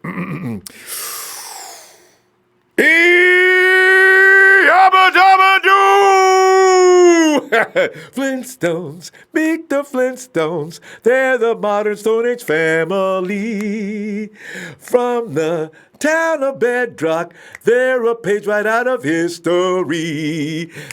You know, and speaking of from the town of Bedrock, let us go now to the phone and check out Sean the jeweler. Sean! What's up, buddy? How you doing? I was in there acting a fool, man, you know? Because, everybody's got the first round figured out. Everybody within their own mind knows they have it. It's either trade down, it's either Quinnen Williams, or it's Bosa, or it's, of course, our boy out in Kentucky. It's got to be, Josh Allen. Ain't nobody else came up with any other choices. Wouldn't it be funny? Everybody's choice ends up being 49ers ain't thinking about none of them, and they come and pull something out we don't have no ideas coming. Right. You never know, John. Right. But what are you thinking? And give me that second round pick of yours, too, because I'm taking everybody's second round pick tonight. But go ahead. Yeah, there's one guy that I think he's raw, but I think that he's got what it takes, and he plays with a chip on his shoulder. And he's a dog. When I say he's a dog, I literally mean he's from a university where they say go dogs. Bulldogs? And no, he's a husky. Oh, yeah, well, yeah, that's a dog. Yeah, scary dog. Yeah, and I don't think he's going to go in the second round, but who would have thought? We know how the 49ers brass do. They pull some shit where we're like, what? Yep. Right? All the time. What? I can't believe this. I'm thinking, honestly, they might go something with like a Taylor Rapp or something like that in the second round. I really do. I have like this, and do you know who Taylor Rapp is? Yeah, is it, you said, dog, I thought Taylor was from, no, you're right, he is. I keep getting my raps mixed up. I keep getting him mixed up with Abram. Taylor is from Washington, that's right. I know who you talk about. Hard hitter. He plays, man. Now, the only thing is when it comes to zone, they say he's not the greatest guy. But I can see them like on some weird shit believing in him just because the way that he fights and the way that he plays, and he's always in the mix, and he's scrappy, and he's got a lot to prove. You know what I mean? He's got a real nasty chip on his shoulder, and this guy when he hits and he goes for the ball, and he's a different type of player. He's a guy that we wouldn't mind seeing at the single high. You know what I mean? He needs some work. He needs some work, but what we've seen from Shanahan and what we've seen from Lynch, it's a style of guy that they would pick, something that would surprise everybody. We would scratch our heads, but then we would say, you know what I mean? It's a weird thing because it's just something that I can see them doing, if that makes sense. I can just see them pulling some weird I mean, it would be weird enough for me to say, yeah, the 49ers would do something like that. You know what I mean? And the thing is, you could move now. Now you put Kwaski in the mix over the top and let Taylor and Marcel Harris deal with that box. Because Marcel Harris, quite frankly, that's going to be a competition. So why not? Kwaski's got dual skills. Because I like Kwaski over the top, actually. So, if Jimmy fails, if Adrian fails, one of them, Sean, is going to make it. Right. Hey, did you hear that? Did you hear that conversation with T.J. Ward on KNBR the other day? Yeah. T.J. wants to come there. He wants to come play. Yeah, he's like, I'm available type of shit. You know what I mean? But this Taylor Rapp guy, I'm going to catch some heat for it. Why would you at the second round? I'm just saying that's some shit that I can see the 49ers doing. That's all. And they do. You know what I mean? From the reasons you said, too. Exactly. Yeah. So, and another thing that I want to touch on real quick, I know we talk about, so let me back up off this Nick Bosa thing, okay? And it's not necessarily about Nick Bosa. It's about getting a nice edge rusher, okay? So, we've all heard the Bosas, the Allens or whatever, but it kind of makes sense to me. Not that I want the guy, but it kind of would make sense to me that they would go for an interior guy. It makes sense to me. You're Quinnen Williams or whoever's, right?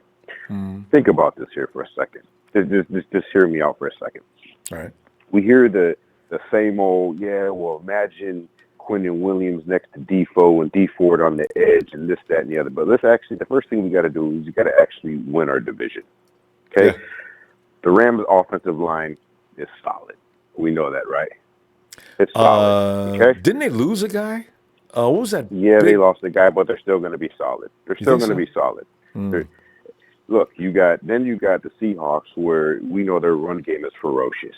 Yeah, a lot of their run Good God. And a lot of their run game consists of running up the middle. Okay? And then we got Arizona Cardinals, where we know they have one of the worst offensive lines in the league. I think they have something like 17 or 18 sacks under like 2 seconds or some crazy shit like that. Okay, so it's going to boil down to stopping the run in our division and getting to the quarterback. There's a mobile quarterback in Seattle, right? He's not as fast as he used to be, but he's got 3 running backs there as well. Oh, he's got more craftier. So yeah, it's the veteranship. So we have to line ourselves up for within this division. It just makes sense. As much as I would hate to say, we got to go Quinnen Williams, which I won't say that because I believe he's a quitter. It would make sense to me if they went Quinnen Williams. Does it make sense? It No, would. it does. I mean, I thought about it last week, and I went ahead and gave it up. I just said Quinnen Williams is going to get picked in this draft. I can see it right now. Well, look, but the reason why I think we need to go edge rusher so we can set the edge. We got to set the edge to force him to go up the gut, if that makes sense. And DeForest and can handle it. We just Whether need Quinnen is there or not. and we can find. And we can find us an interior guy in the draft. There's plenty of them. We can find us a nice interior guy in the draft. But Sean, we got Street. You got also DJ Jones. DJ Jones does not get enough love. We're not helpless in the middle. I like Jones better Not than at Mitchell, all. actually. Not at all. And we still got to see what Solomon T is. He ready to play now? Actually, and Eric Armstead they say he does well with setting the edge and also stopping the run. So, you could it's an upgrade, I figure, with Quinnen, because he's one of them, looks like might be one of them generational players. But but I know where you're coming from. Yeah. But I do want to see what David Street looks like. Yeah, I truly believe I truly believe we need to go edge. We need to go edge. And as far as getting that number one pick, I don't want to hear this Rashawn Gary garbage, man. Come on. Talk about stopping the run. That big moose, boy. If anything, boy, Rashawn, don't try to get past him. That's a big man. 280-something, that big defensive lineman.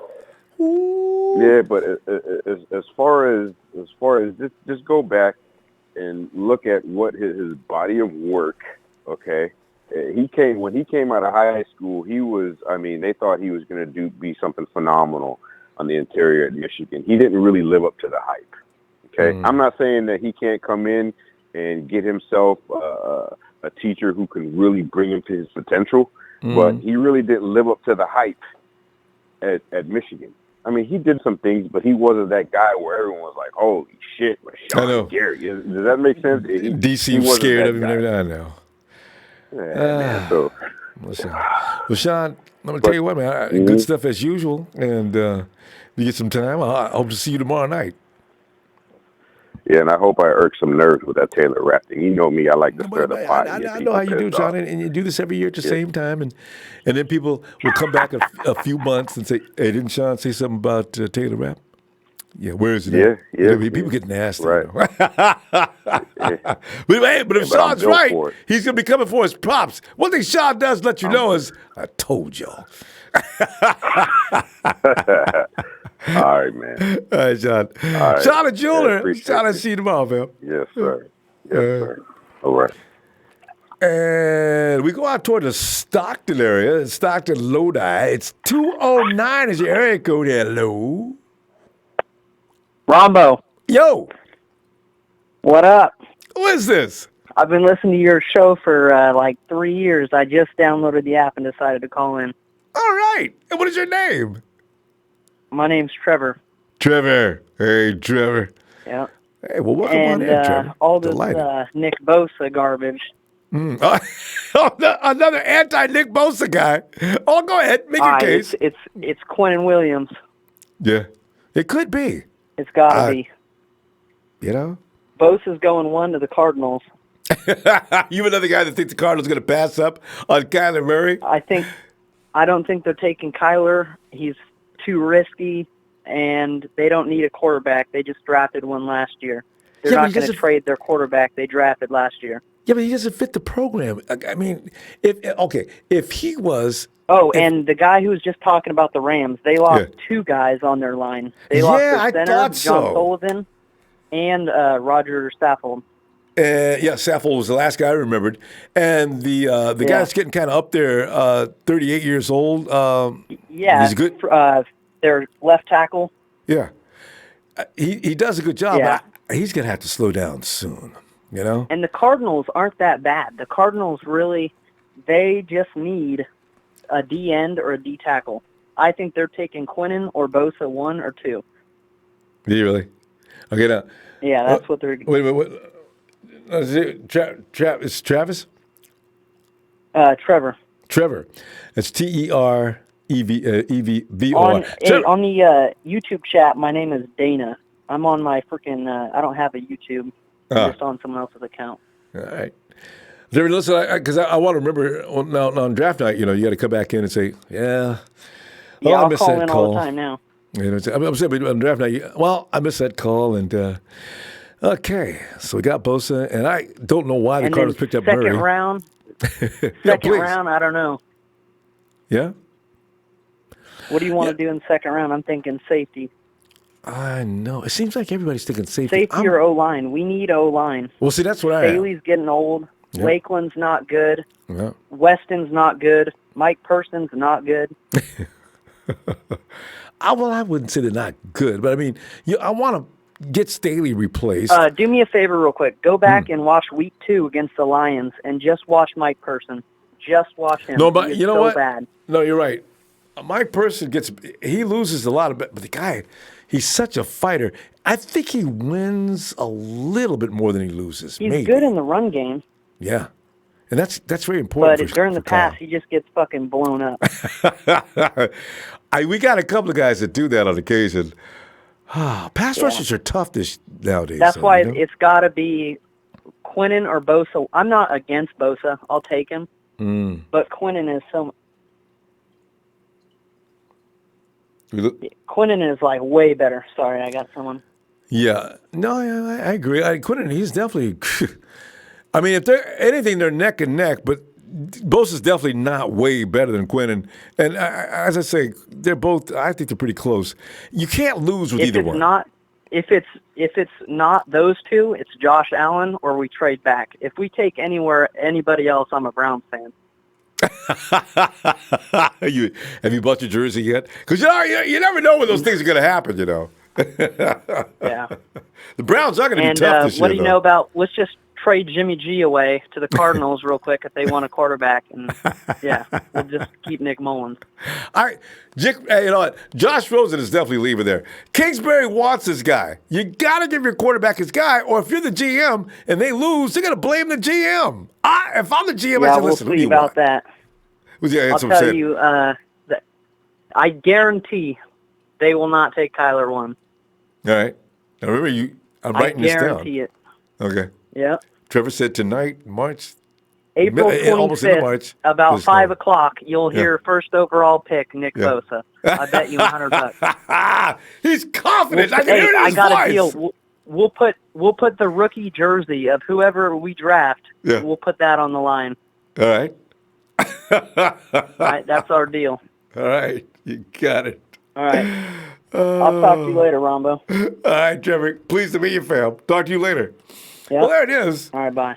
As Trevor has spoken, and he's convinced, let's put a jersey up on it, that that rookie jersey is going to belong to the Cardinals for Bosa.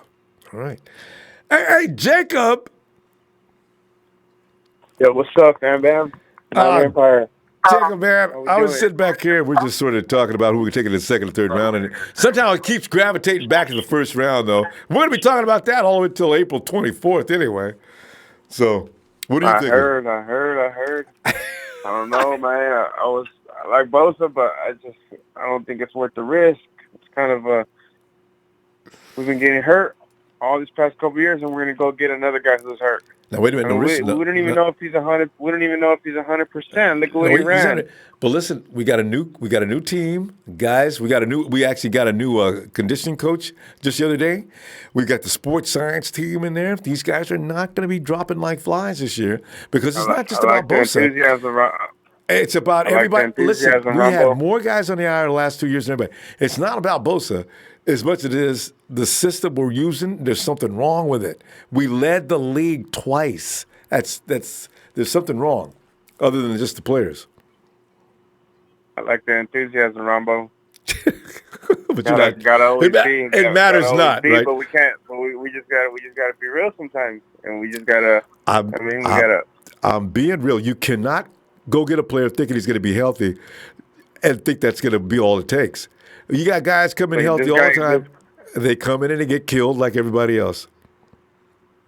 Yeah, see, we already got to take. That's we know how that goes. So you never really know. But this is a guy who's already hurt. He hasn't even played. He's only played a season and a half out of 3 years, 4 years. Well, last year he could have came back. Okay. would you have passed on J.J. Watt for this reasoning? You can't pass upon good football players because you think they're going to get hurt. It's a violent game. You're not going to have any good players. You're going to have a bunch of guys that you thought would come in and not get hurt, and they come in and they get killed. And you can't go by that. That's not real. But yeah, I get what you're saying, but it's not thinking he's going to get hurt. He is hurt. He didn't even want to, mentally, you won't be able to relax. Yeah, I get it. He didn't even perform. He just stopped. There's a guy who said it, a caller not that long ago, and he's like, man, I lost a lot of respect for that guy because he's walking around like a piece of shit. Like, yeah, whatever. I'm not even. I don't got to do nothing. Wait. Who are we talking about? He didn't even run. Bosa? There's a caller. Yeah, Bosa. He ran the 40 and everything. He didn't do the drills. I know that. Yeah. But he didn't. He looked like crap. He ran slow. He ran. By the way, it's been corrected too. Bosa ran a 4.78. By the way, come on now. You know how many players 4.78, 4.7? By the way, no, you don't run 40 yards off the edge.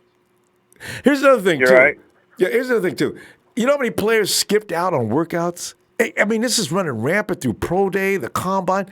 These guys they're getting smart. They don't want to get hurt doing those things when you already know your stock is high. Now, if you're a second round or a third round or something like that, yeah, you got to go out there and do that. But the first rounders, a lot of them are doing that. Do we want a guy like that thinks, oh, I don't got to, my stock's high. I'm not, No. But you got to remember one thing. Their agents, people around them are advising them, and they got to do what they're told. Think so? Yeah, Nick said it. And he says, I wanted to be out there with those guys, but his brother and everybody told him what he had to do. What do you say? I'm just here so I don't get fined. Yeah. I wish he would have. Nowadays it's all about the money, Jacob. So, what is your name again? Jacob. Okay, I didn't see you. I told you, I'm always telling you to change my name to my YouTube name since day one. Yeah. I've been with the faithful since because I get every other caller. You got these new callers all the time. Everybody's named Jacob. Give me your name again. I'm like, what is your YouTube name? You got to earn that. You got to earn that name. What is your YouTube name? Since day one. Oh, since day one. Oh, that's you. Since day one. All right. So I'm gonna call you SD1. Day one's cool. I mean, I've been watching them. I'm like one of the only Niner fans in my family. Everyone else is the Raiders. I don't know what happened to them. I knew you were gonna say that. Oh. We all got to put up with that. I got Raider fans in my family too. We got good chemistry though. We don't beef like that. Like we don't. Every time we see each other, we don't bag on each other. Don't we just trip. talk football. That's only family though. I'm not saying everyone else.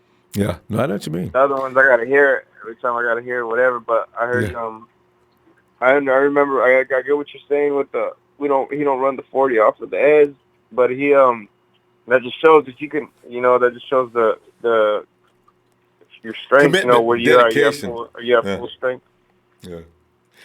He's at full strength but I mean, regardless, I mean I'm not gonna get caught up in all that, like whatever. I believe in the organization. They're gonna make the right decision, and this pick is not gonna define our year we're gonna have because we're getting everybody back. It doesn't matter who we can't lose. That's why I'm so excited because we can't lose. It doesn't matter who we get. It's gonna be valuable and it's gonna affect the team. Yeah. And we're stacked. We're stacked everywhere, and we just gotta stay healthy. And the moves they're making, they're not making splash noises, but Belichick doesn't make splash noises. They don't make a lot of noise. They just get what they need. Yeah. They get what they need, and they go from there. Keep money. They always got money. They always got money on hand, and they just keep everything in house. They're really good at drafting too. They're like excellent at drafting. They don't really pick up any trash. Yeah. Exactly. They get players. They get scheme players. They don't draft like. I don't know. It's crazy. They just rotating players. They get scheme players. They don't ever sign max contracts. They don't ever. If you think after 4 years you're going to get big deal, forget about it. Belichick may not even pick up your fifth-year option if you're a first-round pick. When was the last time they signed a big guy? They don't even give Tom Brady the max time. I mean, a crazy deal, and he. I know. And that's why. everybody wants to be there with them because they want to play with camaraderie like that. People who are not caring about the money. Look at the Golden State Warriors. They all take pay cuts just to stay together and to have that brotherhood, that camaraderie, and they about to three-peat. You know, I think we're building that too because these guys lost together. They know what it feels to be at the bottom. True. And they see that they're already coming up now. So, I mean, I'm excited. Like I said, I'm not going to let the pick get too much, you know, get a hold of me and all that. I mean, because I know we're going to make no a point good getting decision. sick over it. All right, fam. Hey, day one, we got to go, fam. But I'll tell you what, though. You get some time. Let's talk tomorrow night. For sure. I've been slacking on it. I'm going to holler at you tomorrow. Ron. All right. Have a Be good looking night. for you, too. Empire, shout out. Stay faithful. It's day one. Well, now we're going back to Modesto. 209 Modesto, come on in. Hey, what's up, Ronbo? First time caller. I've only been watching the show for about a week, but I got to tell you, I love it. Oh yeah, well, what is your name? My name's Steve. Steve. I'm actually Steven or Steve? I'm actually just Steve. I'm actually in the chat. Hey, Steve. Pleased to meet you, fam. Are you in the chat? Yeah, on the YouTube chat. Yeah, it's just Steve Randall's my name in there. Steve. So when I see you, Steve, what's the last name? Randall. R-A-N-D-A-L-L. Steve Randall. Hey, Steve, I just saw your name here a few minutes ago. Yeah, I was waiting, and I never got my turn, so I hung up and called back in. That's all. Oh, okay. Well, glad you did. All right. But all right, Steve, let it all out, man. Go ahead. I've actually got a little scenario for you. I wanted to see what you thought. I think if Kyler doesn't go number one, I think we're going to get a call from the Raiders, and I think we're going to get 4 and 24 for our 2, because they're going to want Kyler too if he doesn't go 1. You know, you really think the Raiders want to get rid of Derek Carr? See, because do you know how many mock drafts are saying exactly what you're saying? And every time I see that black at the top of the list, I think, what? Would they really do that? I mean, Gruden, does he like Murray? Oh, he's going up there to get Haskins. You know, I think he likes him. I think he likes him a lot. And you know who I like better than Haskins? I don't think he gets any love. I like Drew Lock. His stock is picking up, isn't it? It's picking up fast. If Gruden's coming after anybody, it could be Luck. Yeah, I think people are sleeping on him. I think he's got more. He's a 4-year starter in college. Ooh, and that means he's well-seasoned. Steve, I just want to really quick, though, on this question, man. Does it look like there you got Antonio Brown out there romancing Derek Carr like he's been knowing him all his life?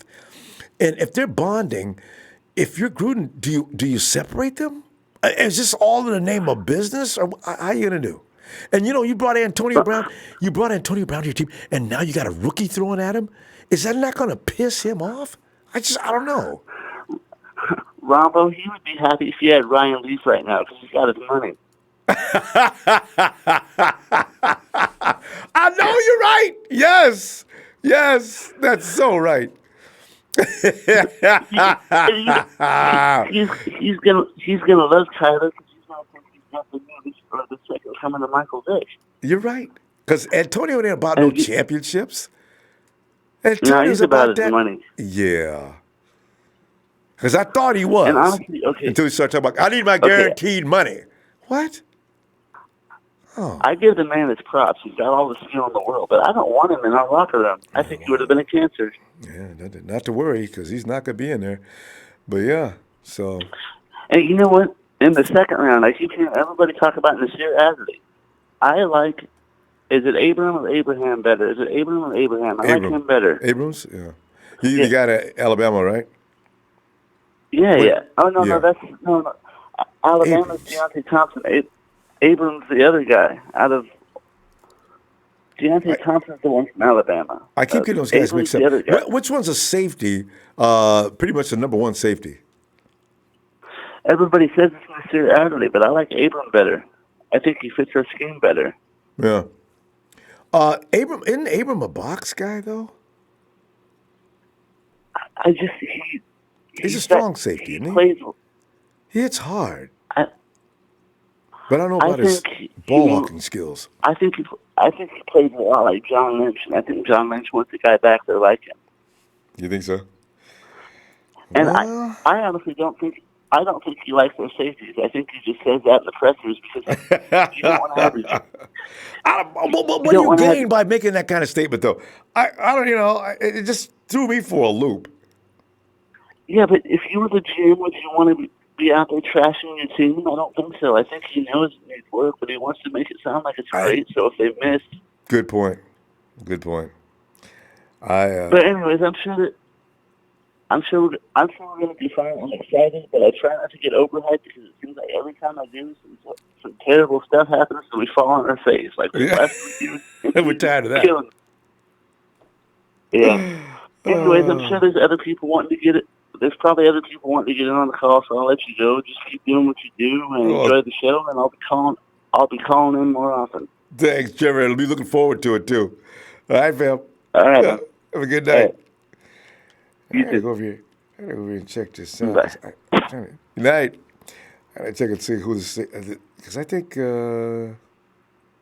is he right? Yeah, Jonathan Abram. Oh, I keep getting the color got me mixed up. Yeah, Jonathan Abrams from Mississippi State, right? Runs a 4.45, and he had a great workout at the combine. That's how many tackles? That's 99 tackles. Man, I wonder, who are the 49ers looking at? And see, because this is the thing, if 49ers could pull a 49ers on us and pull up somebody that we're not even expecting like last year, right? We're sitting there looking for the sexy pick in the first round. Everybody wanted a linebacker pretty much. And we got an offensive lineman. And it's going like a freeze.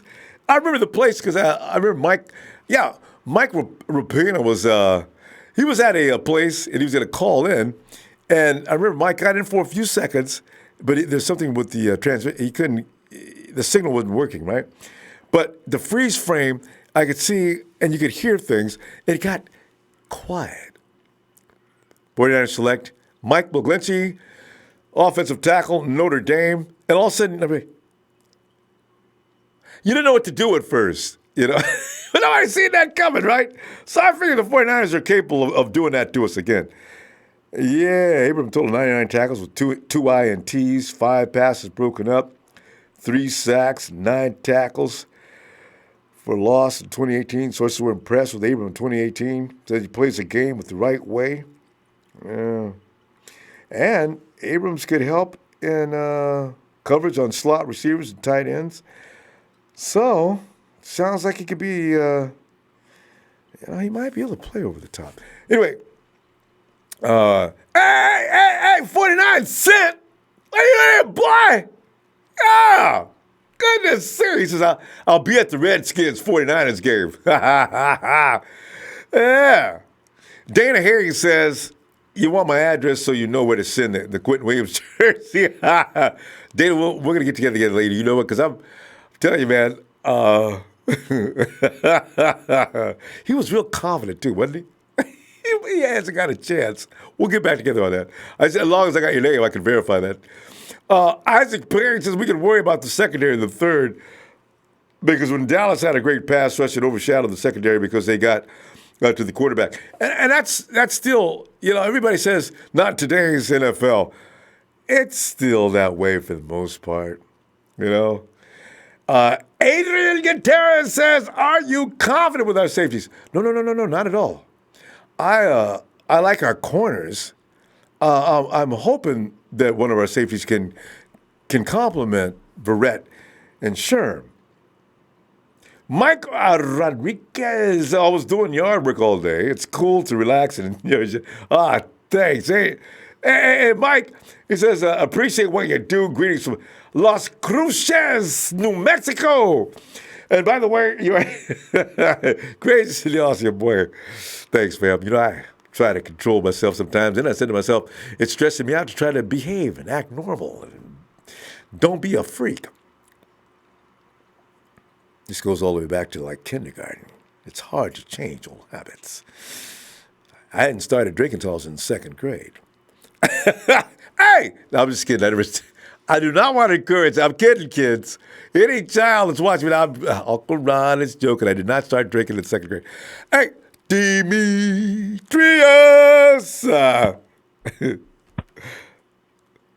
So Ronbo, what's going on, bro?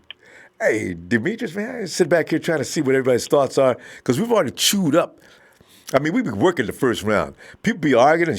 We ain't started shouting yet. I figure shouting starts in April because usually that's the way it goes every offseason. Mm-hmm. First, we start off and we're civilized. We talk to each other and have respect and act like human beings. Come like mid-April, man, you don't know what you're talking about, man. You come in and call that stuff, man. You and that's when things get out of pocket. So now, as I say, we're still in that civilized space.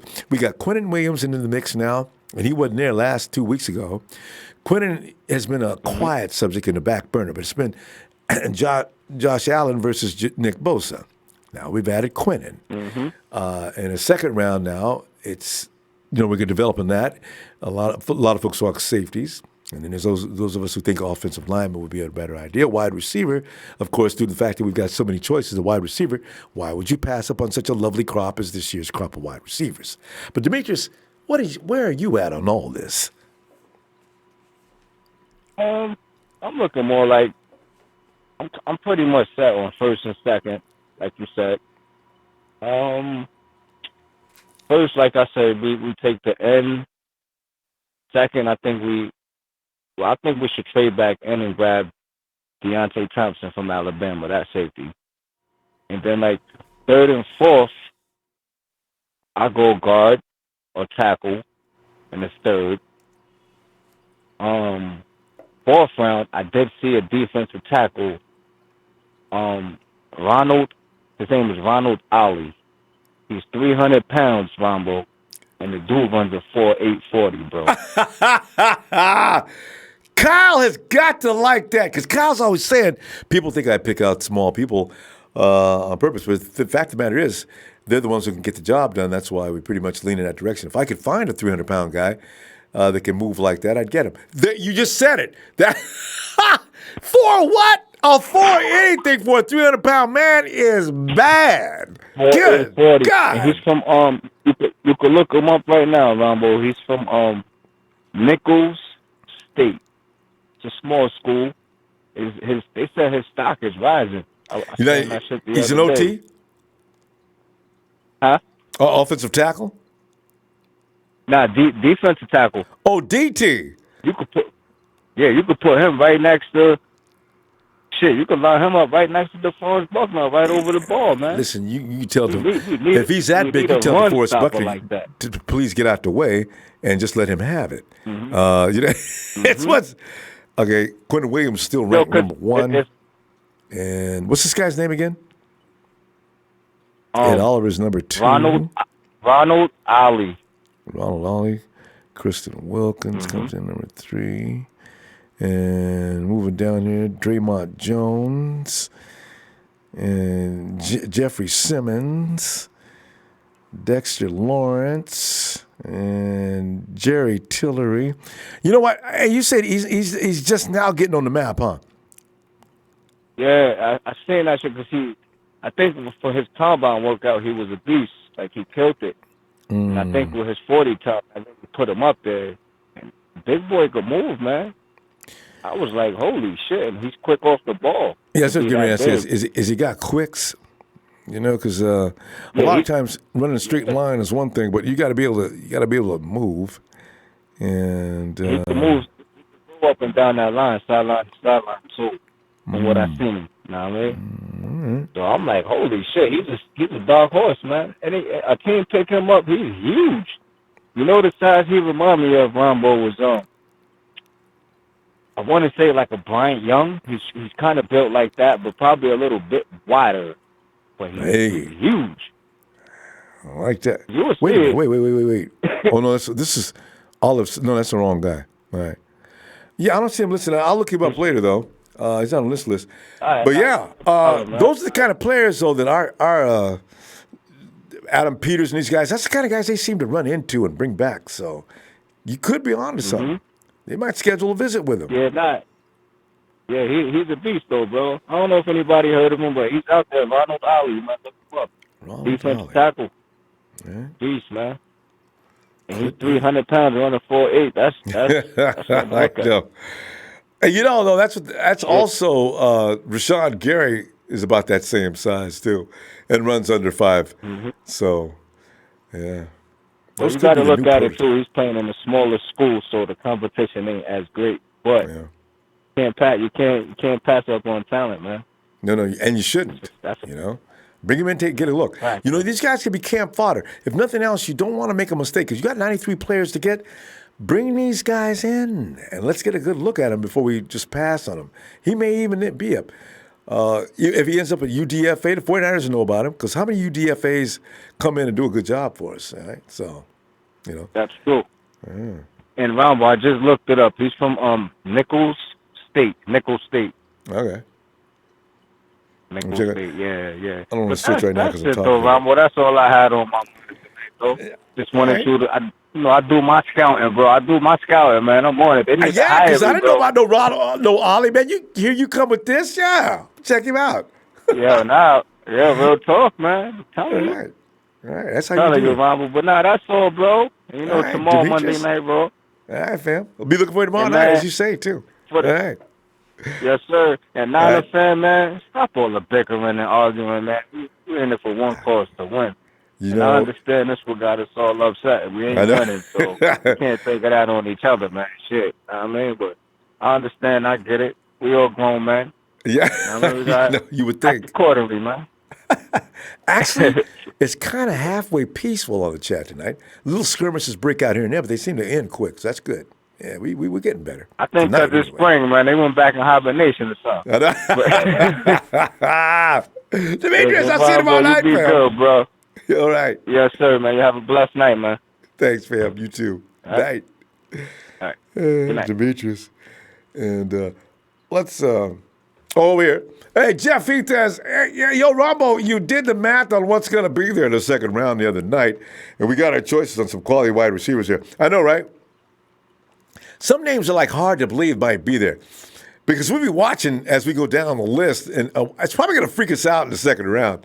San Francisco's is as good a free agent period as we had. I really don't care who we bring in draft class 2019. Ain't nothing but fuel to this fire squad.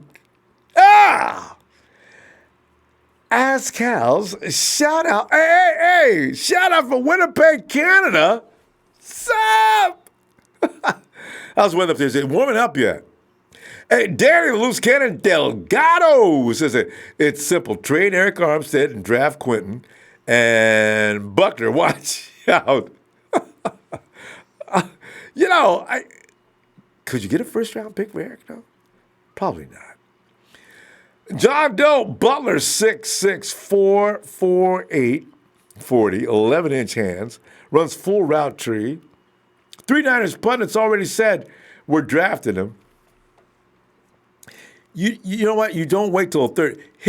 For some reason, I don't know who's doing the ranking, but you wait till the third round, he ain't going to be around. So the 49ers, if they're going to do that, it's going to have to be in the second round. 49 Lakers says, what's up? And Dolanite, I can see a bunch of pickup truck driving Alabama fans staring at John and Kyle like we don't like oh. Well, and they were, though, even if they were, as soon as Quinnen jumped out the truck, all the Bama fans, hey, Q, because they're serious about the Crimson Tide in Bama, from what I understand. Hey, DeMille needs to tell you about how serious they are about that team, boy. So if Quinnen's with him, yeah, they won't mind.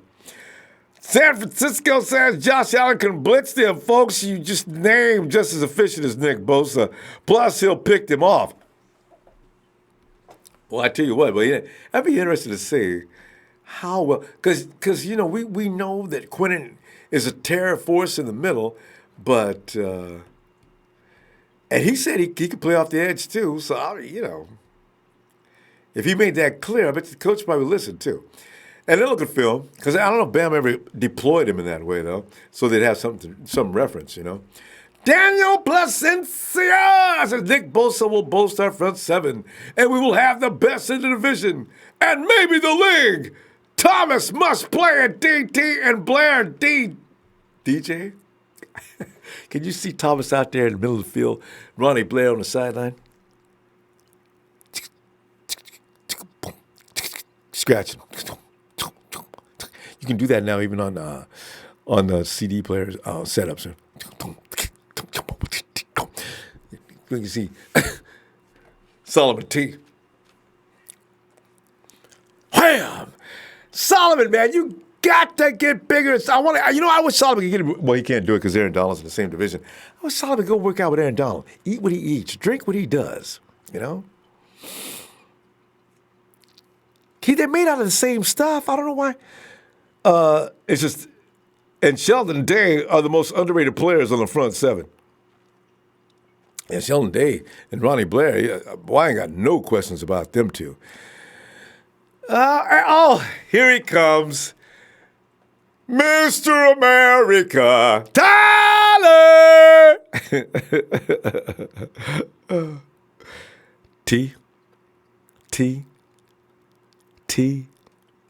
Ty.